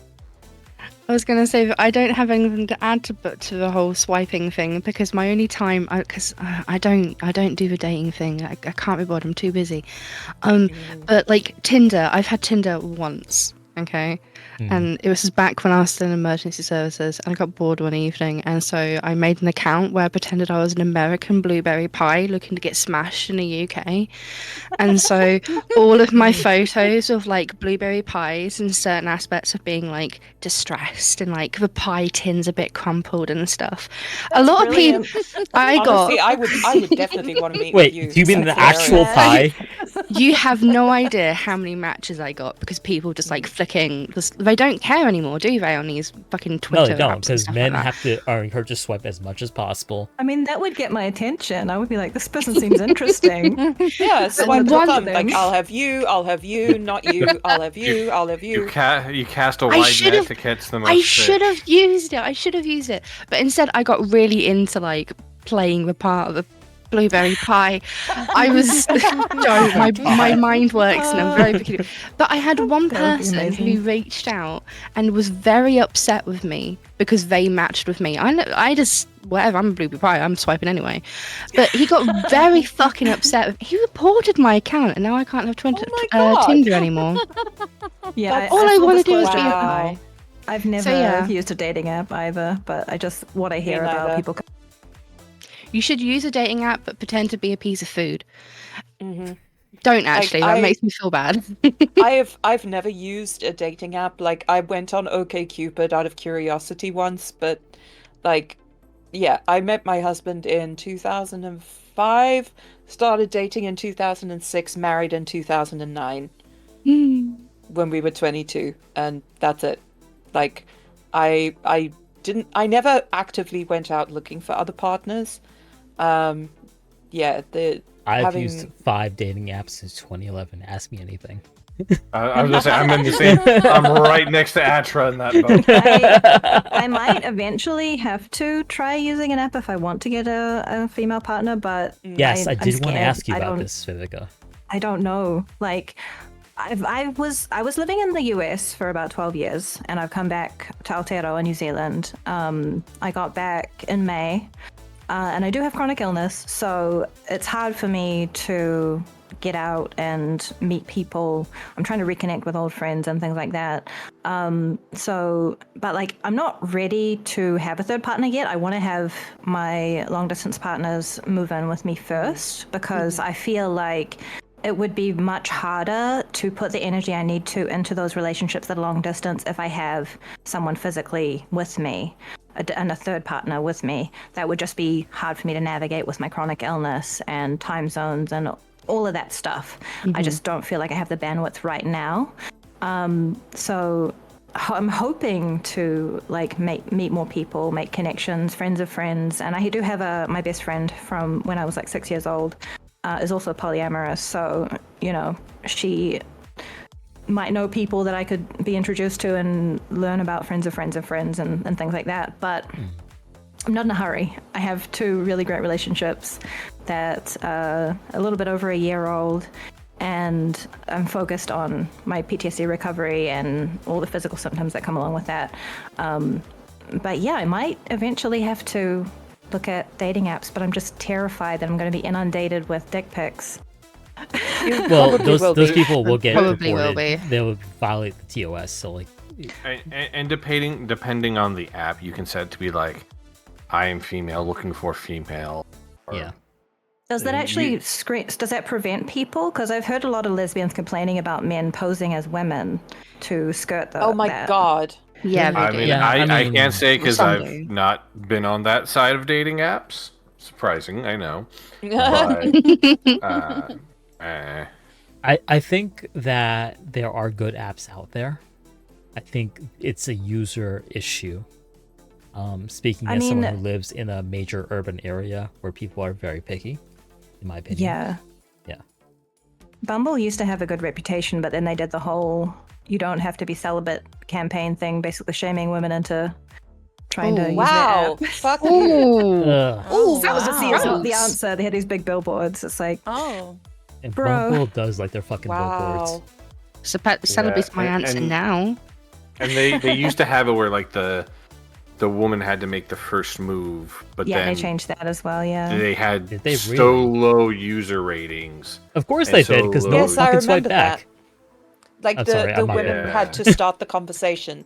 Yeah. Like the men couldn't text first. Yeah, it didn't You work had to because wait for a woman to start a the conversation. dynamics of online like dating apps does not work that way. I'm sorry. Yeah, and dating apps are also complicated because a lot of the female profiles are not real. They're bait. And Yes. a lot of the male profiles are people who are just looking for any response. So whether or not they read my bio, whether or not they look at my photos, they're just swiping. I wouldn't be going on there to try and find a male partner anyway, but it feels very much like all the users are dehumanized in different ways. And I wish there was a better way. Like, we used to have a lot more people setting their friends up and things like that, but that can also be complicated as well, especially now that a lot of people don't have just as many limited by local proximity. connections. Yeah, a lot of people don't have as many local connections as well because like work from home is much bigger than it used to be. So you Right. might know your coworkers, Third but you've never like spaces met them have in diminished. person. Yeah, that too. And I don't drink, so I'm not going to go to bars. I mean, Right. I could try going to a bar, but I'm not really comfortable around people who are drunk. Well, you're so- correct though, because like the third space that Western society has is usually a bar or a club. So like Yeah. if you don't want to do that, then what other third space is there for you? A cafe? A bookstore? Not really. Yeah, those Not places anymore. tend to not encourage mingling so much, like a cafe. Like you'd have your table, and to go and interrupt someone else's conversation or to approach a woman who's alone, I would not want to do that because I I sure know as a female presenting person that I wouldn't want some random stranger approaching me. Maybe a random hot Sure, woman. but they're Maybe I third reconsider spaces. that. Third spaces are also like town squares and parks, like places where people Yeah, hang but out. who's and gonna go to when like, a you park or a town square? The only third space I think that still exists is a gym, honestly. There are mean- some nice places like that in Wellington. I live in Wellington, New Zealand, Aotearoa, like the waterfront. But again, it's not like people aren't I really go to primed to parks. meet people, like necessarily.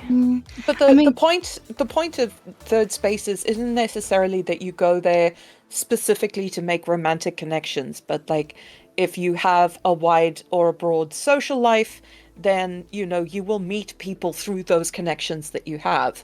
But being driven online, people don't have a lot of connections near where they are anymore. Their connections are with like people they have a lot in common with online, which is great. But Right, like yeah. if they're all in America and I'm looking for someone that I don't have to pay like $1,000 to go and see, then they can't live anywhere on national rail. I have to be able to like take a bus or something. Yeah. Yeah. I was and just gonna that's a point too because I tend to be quite introverted. I'm chronically ill, so I tend to be at home a lot. So it's just kind of a limiting situation. So what are the options for even just making platonic connections? Like the one time I did install a dating app was I did install Bumble way back when, like years ago, when it was still focused on women make the first move kind of marketing, and I was just doing it to make friends. But I couldn't get myself to use it at all. I have too much social anxiety, so I'm gonna have to work through my issues and just sort of slowly accumulate friends. And if things happen to develop, then they happen to develop. But I don't feel the need to try and seek it out at this point in time. And maybe in future I will when I have a more stable living situation where it's not just me looking after myself and some days my health doesn't allow me to do much more than just physically care for myself. Kat makes a good point about comic shops and gaming cafes. I definitely think a gaming shop, gaming cafe, board game cafe is a great place to meet somebody. So I did You missed one on that potential list. You missed one on that person, yeah. list there, Atra. I'm sorry. Okay, also BDSM clubs too. Yes. I was I gonna only say, point that one out because, again, that's my partner. That's where we met. oh, that's cute. I was gonna say, like, my last Well, connection Ned does I made with shibari, so- somebody. Mhm. It was I was actually in a gaming cafe. We were both in line, and I went, "Oh, I like your fingers," because I've got no class at all as a person, and I just go, "Oh, I like your hands. Your hands are nice." And he went, "What?" And I went, "Your hands are nice. Do you play piano?" "No, I don't." "Okay." Separate our ways, and he came and sat with me like 5 minutes later and bought me a drink. It was going by, and that's how we got talking. That would work on So- me too. That would work on me 100%. Hey, do you have nice hands? Let me see your hands. Your hands look good. Okay, I buy now. Does that turn you on?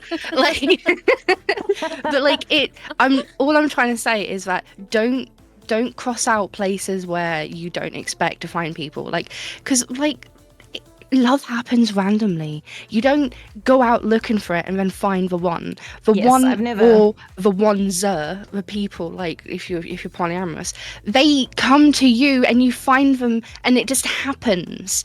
You don't, if you go out looking for love, you're more likely to get disheartened by it. But just wait for it to patiently come to you, and it fucking works, and it's always fucking beautiful afterwards. Oh yeah. That's worked fine for me for men. I feel like with dating women, it's a bit harder because I don't know if the thing about lesbian sheep is true, and it applies to humans as well, where they'll just be paralyzed when they like each other and just not make a move at all, waiting for the other to make a move. But that's very much not my personality. My personality is, if I like you and I want you to know, I'm going to tell you. I'm going to make it very obvious. But I have some anxiety around not wanting to feel with female presenting people that I am putting any pressure on them or making them uncomfortable. So I tend to hold that in, and not knowing whether or not they are even attracted to people with my body type, that's another question, so I can compliment some random woman's hands, but is she going to then avoid me because that was creepy? Was I creepy? Creepiness is in the eye of the beholder, right? Like, That's fair. That's very fair. you could make a perfectly like platonic compliment to someone, and they take it as sexual, and they get scared and they run away. Or they could just take it as platonic when you actually maybe meant it, like you were interested. But I'm totally the latter. I'm thick as shit, and if you are trying to hit on me, I will not understand. that's when you get the brick. You will need a He keeps brick. saying this shit, and he's a very handsome man with a good beard and just like overall just like very attractive man. So just grab him by the beard. All right, gotcha. Pack opening collab, I'll be so down. Let's do it. Nobody be can get so their hands down. that new set though. Me, you, Prismatic a booster Evolutions. box each, a cup of coffee. Let's go. I'm happy. It would be amazing. Okay. So I mean that's the last question I'm gonna take for tonight because I do want to get you guys out of here under 3 hours. Yeah, several people probably want to go to bed. Shame. I have to be up in like 5 hours. Yeah. So I'm going to give everyone a chance to give their closing thoughts about the topic. So my closing thought about polyamory is I feel like a lot of people are experiencing poly for the first time online. Do not make yourself poly to date somebody if they're poly also. Because I've always seen that it's going to be a recipe for heartbreak. Because if you are a mono person and you want a mono relationship, don't compromise yourself to be poly. Yeah. Find somebody who meets your needs first, and if you want to be poly later on, that's a conversation you can have with your partner. I really don't think it's safe or fun or good to make yourself poly for the sake of being in a relationship, especially if you're lonely. because so much of people's bad feelings and like it really boils down to like a lot of negative feelings about being abandoned or not having the attention that you really need for yourself. So poly is no joke.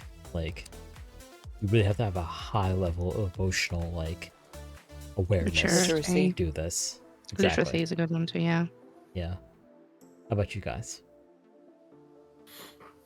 I'm just gonna leave you the same message that I usually leave new kinksters. You know, try to be safe, sane, and obviously consensual, but safe, sane. Think about what's right for you. Think about where you want to be. If this is just a passing fancy, or if this is, you know, something that you've read multiple books as recommended by a very lovely mage, and like do reflection on. It was Amber. Yeah, Amber? I just posted it in A chat. very lovely maid. I It was a had, cool I had the background. M right. Yeah. I'm old. All right. I gotta get the M right. Give me credit for I'm old. I'll let you. I'm older than you. Do not say you're old. Oh my god, if Atra's older than you, then I am far older than you. Shush. Look, I'm old at heart, like right in the arteries. 30 Right plus in the fucking artery. podcast. But yeah, you know, just be safe, sane, look out for yourself, and hope it brings you joy. Yeah. We'll go in order, actually. So we'll go left to right. So, Vivi, if you want to have any closing thoughts about tonight's podcast. Yeah, I agree with what you said, Etra, about knowing what you want and not compromising just because someone else is polyamorous. I think with any relationship, you want to think about, like actually think about, maybe even write down, what are your deal breakers? For me, I'm never having children. If someone wants to have children, I am not that uterus. Goodbye. Yes. Yeah. Like, there are things like that that are just a no-go. There is no compromising. You can't have half a child. That doesn't work. There are certain things that you can enter into a relationship and you can compromise on, and there are certain things you cannot. Like, I will not permanently live outside of Aotearoa ever again. There are just things that I won't do. I won't do monogamy anymore. I'll have a single relationship if that happens to happen at some point, but the partner needs to understand that if I have feelings for someone else and a relationship develops with them, I'm going to pursue it. So if they want monogamy, then we are not compatible. And I think that goes for any relationship. And I think this is something that we tend to, as a society, not emphasize enough. Like, a lot of people, especially with children, the idea of having children, people will say, well, you just haven't met the right person yet. You know what that is? That is reproductive coercion. It is. 100%. So we don't like that. That's not cool. So yeah, I think know what your deal breakers are, know what you're looking for. And of course you can be flexible in what you're looking for. Like, obviously I'm pansexual, so I don't have like a type. I don't have like standards, physical appearance standards or anything like that. But I do have standards in terms of like, I need someone to be open-minded. I need them to be non-judgmental, obviously not bigoted, things like that. So I need their values to be compatible with my values and things like that. Whether that's, you know, a single person I'm dating or a group of people, it is all relevant. So I would say focus on that. And then if you want to enter into a relationship that's, you know, multiple, or you date someone that already has partners, just navigate it and maintain respect for them and keep an eye on their respect for you. And if you feel disrespected, then that might be the time to say, yeah, this isn't working. Yeah, and this is valid for both people who are in poly and mono relationships too. Like, it's not the difference between the two is minimal when it comes to like actual respect for yourself, and like I think Vivi has spoken very well to that. Amber, how about you? Sorry, what was the question again? It's not really a question. It's just like you're like. Oh, my thoughts. okay, yeah. Yeah. So my go-to for any kind of thoughts on polyamory is, before you jump into going to any relationship, polyam or not, try and figure out yourself a little bit first. Figure out what you're wanting from said relationships. Do some education. Do some reading. You're going to want to have some reading and some education knowledge behind your tool belt before you jump in, like with anything really. And just be patient with yourself. Be honest with yourself. Be honest with people that you're trying to get involved with. Be honest. Just have open conversations with people, and just don't try to fill a gap that you're not comfortable with. Yeah, just be gentle to yourself, as I guess, and read. Do some reading. Yeah, that's lovely advice, honestly. I think too many people will sacrifice their comfort to like get the thing, get the relationship, get the boyfriend, get the girlfriend, you know? Yeah. Date yourself first before you try dating other people. Get to know I've yourself got to a bit read more. the ethical slot. I'm gonna Oh, it's make really sure good. that It's a great I have book. to make myself read that. Really, really good. Yeah. Thank you so much, Amber. Rev, how about you? I feel like in order to have successful polyamorous relationships, you really need to work on your communication skills. I know Amber just said that, but it will not work. It doesn't matter what you bring to the table in any other capacity if you're not able to communicate with your partners about your needs, try to understand their needs, figure out each other's boundaries, make sure that you're operating within those boundaries, and boundaries that work for your particular relationship, not you've seen this thing and you're expecting that, and then you're expecting that from your partner automatically. People are not mind readers, and it's important to not expect your partner to just magically understand what you're needing, what you're wanting, what you're missing. Absolutely. Nor should you neglect to try to understand those things about them as well. Try to dig into them a little bit and ask them, is there what are you needing? Or, like a question that I ask people, like as an example, is, are you wanting advice, or do you just need an ear if they're coming to me and like wanting to vent? So just try to like dig in a little bit more, because I see as like poly is sort of like the Olympics of relationships, because you really it's more than, like I said earlier, it's more than just one, like your one big thing. It's multiple relationships with different people, different dynamics, and you're having to juggle all of it. And the only way that it's going to be successful is if you manage your communication. So that's my advice. Absolutely. And Mystique, how about you? There's literally nothing more I can add. So, yay. Yay. Yay! This has been a great episode because we have touched on so many facets of like poly and like the issues around like not communicating. Like if we could make a t-shirt, like a merch for this podcast, it's communication, because we're not socialized to talk about these things. Drop, communicate. Exactly. So I hope that like chat, you've got something out of this, because like I think poly is very heavily misunderstood. It's misunderstood with open relationships, swinging, cheating even, and it's not fair to people who are not built for monogamy.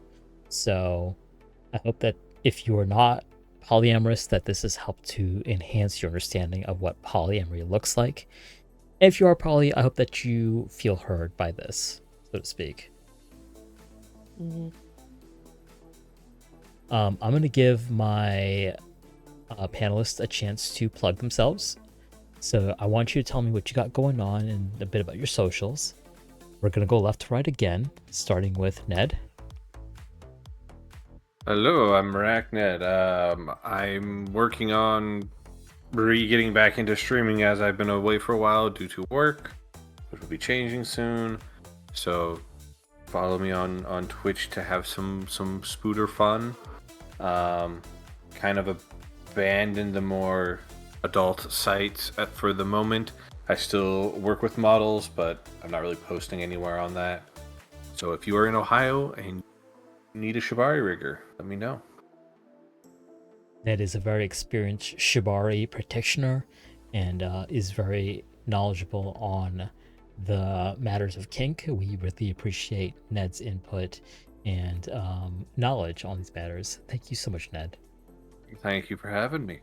Absolutely, always. Vivi, how about you? What you got going on? I'm MageVivika. I am currently streaming Fallout New Vegas and Dragon Age the Valguard. I am deep, late-stage Dragon Age brain rot. Diagnosed, it's terminal. I love Dragon Age. I've been writing in the setting for over 10 years. I just really love it. So if you want to have someone info dump about Dragon Age lore while being defeated by bosses, then come check me out.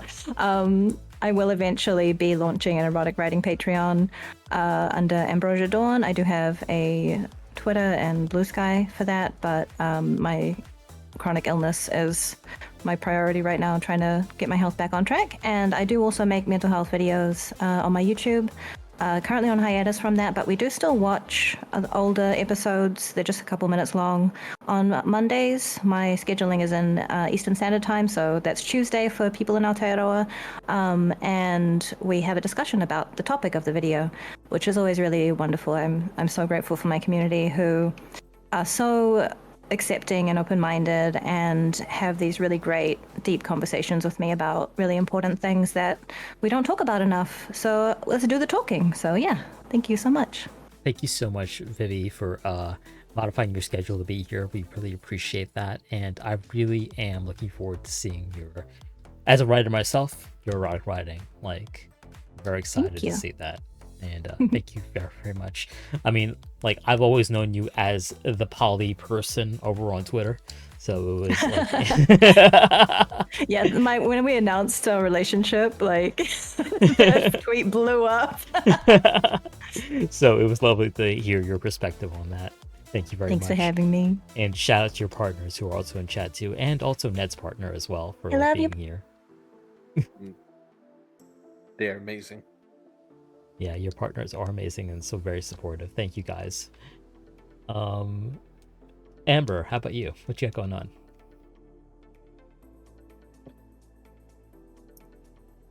You're muted, Sweet Pea. I knew that. So sorry, it's like 10 to 5 in the morning. It's my birthday next week, so I'm gonna be playing tons of Silent Hill 2. That's and other than just streaming, because I stream loads of like cozy games, retro games, and horror games. At the moment, I'm kind of like juggling a horror game, Dave a Diver, and something else at the moment. It's so much fun, but I hate water. It's so good. I'm Proper still VTuber doing. Hell yeah. I'm still doing the typical spicy voicings over on other platforms which you can find around. Other than that, I ain't got much going on. I'm being pretty chill at the moment, but it's the start of the year, so give me a moment. Oh, I'm cooking still. I'm cooking. Absolutely. Yeah. Well, happy early birthday. Thank you. Yeah, happy birthday. Happy birthday. Thank you. Well, I appreciate you so much for staying up or getting up early, whichever way you want to put it, for this podcast. Both. We'll take both. And you're doing amazing things, and it's always been a pleasure to have you back on the podcast. So thank you very much. Thank you for having me again. Of course. Reverie, how about you? So as usual, I'm streaming over on Fansly and Chatterbait multiple times a week. I'm, typically doing my soft dom content. For those of you who don't know, I have many years, decades of experience as a dominatrix in the space in real life, and I kind of bring it over to streaming and do a little bit of education and have a lot of fun. Right now, I have some things that I'm gearing up for, mostly for February. I kind of didn't do a ton of events. You know me, Atra. I'm like constantly doing stuff. So this month, it's really just preparing for the rest of the year. You work damn hard. I know you. I do. So next month I'll be doing some Valentine's Day things. I'll be doing a Lebent's toy giveaway for Valentine's Day. I have I am a co-owner of Vero, which is a company that focuses mostly on lewd tools for lewdtubers, and we're preparing for some huge launches. And one of the things that I'll be doing is some VR interactive experiences that will be launching on Steam. The pre-orders for that hopefully will go next month, so I'm working really hard on that. I will be releasing a voice only kind of reading erotica and scripts fansly. So I'll have 2 fansleys, one for dates and DM permissions and my normal content, and one just for reading content that'll be releasing. And so yeah, that's mostly what I'm working on right now. Well, Rev, thank you so much for joining the pod tonight. As I said before, you work extremely hard, and it's always a joy to speak to you about frankly everything. I love being here. I love talking to you guys. Thanks for having me. Of course. And last but not least, Lady Mystique, what you got going on right now? I'm making lots of fancy stuff. I'm trying to stream on Twitch. I'm going to be going to the US in 4 weeks, and I'll be meeting up with Atra while I'm there, along with my other partner. So, yeah. You can find me at ladymystique.tv. Sorry we went long. But yeah, it's been a great episode. I've loved the conversation. It's been awesome. The breadth of what we could discuss about poly, we have so much we didn't even touch on. I know.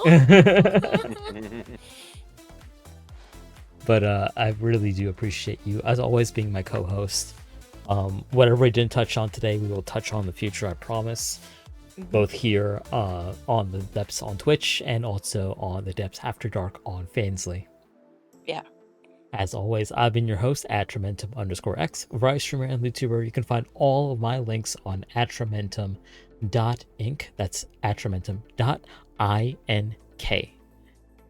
The Depths will return next week, believe it or not. We have a very aggressive schedule because we have been off for a couple of weeks. So we'll be back next week with a special episode that I'm going to tease right now.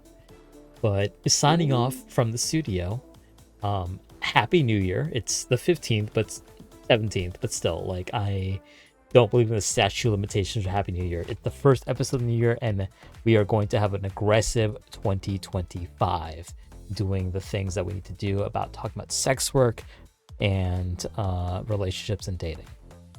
Have a lovely night, all of you. I will see you next time on the Depths. Bye. Bye.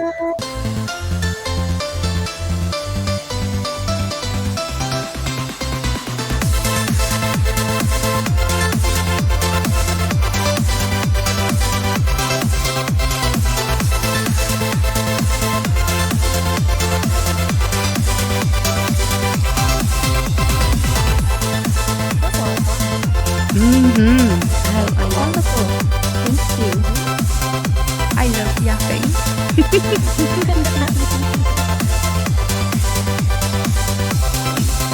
I didn't understand that people use yapping.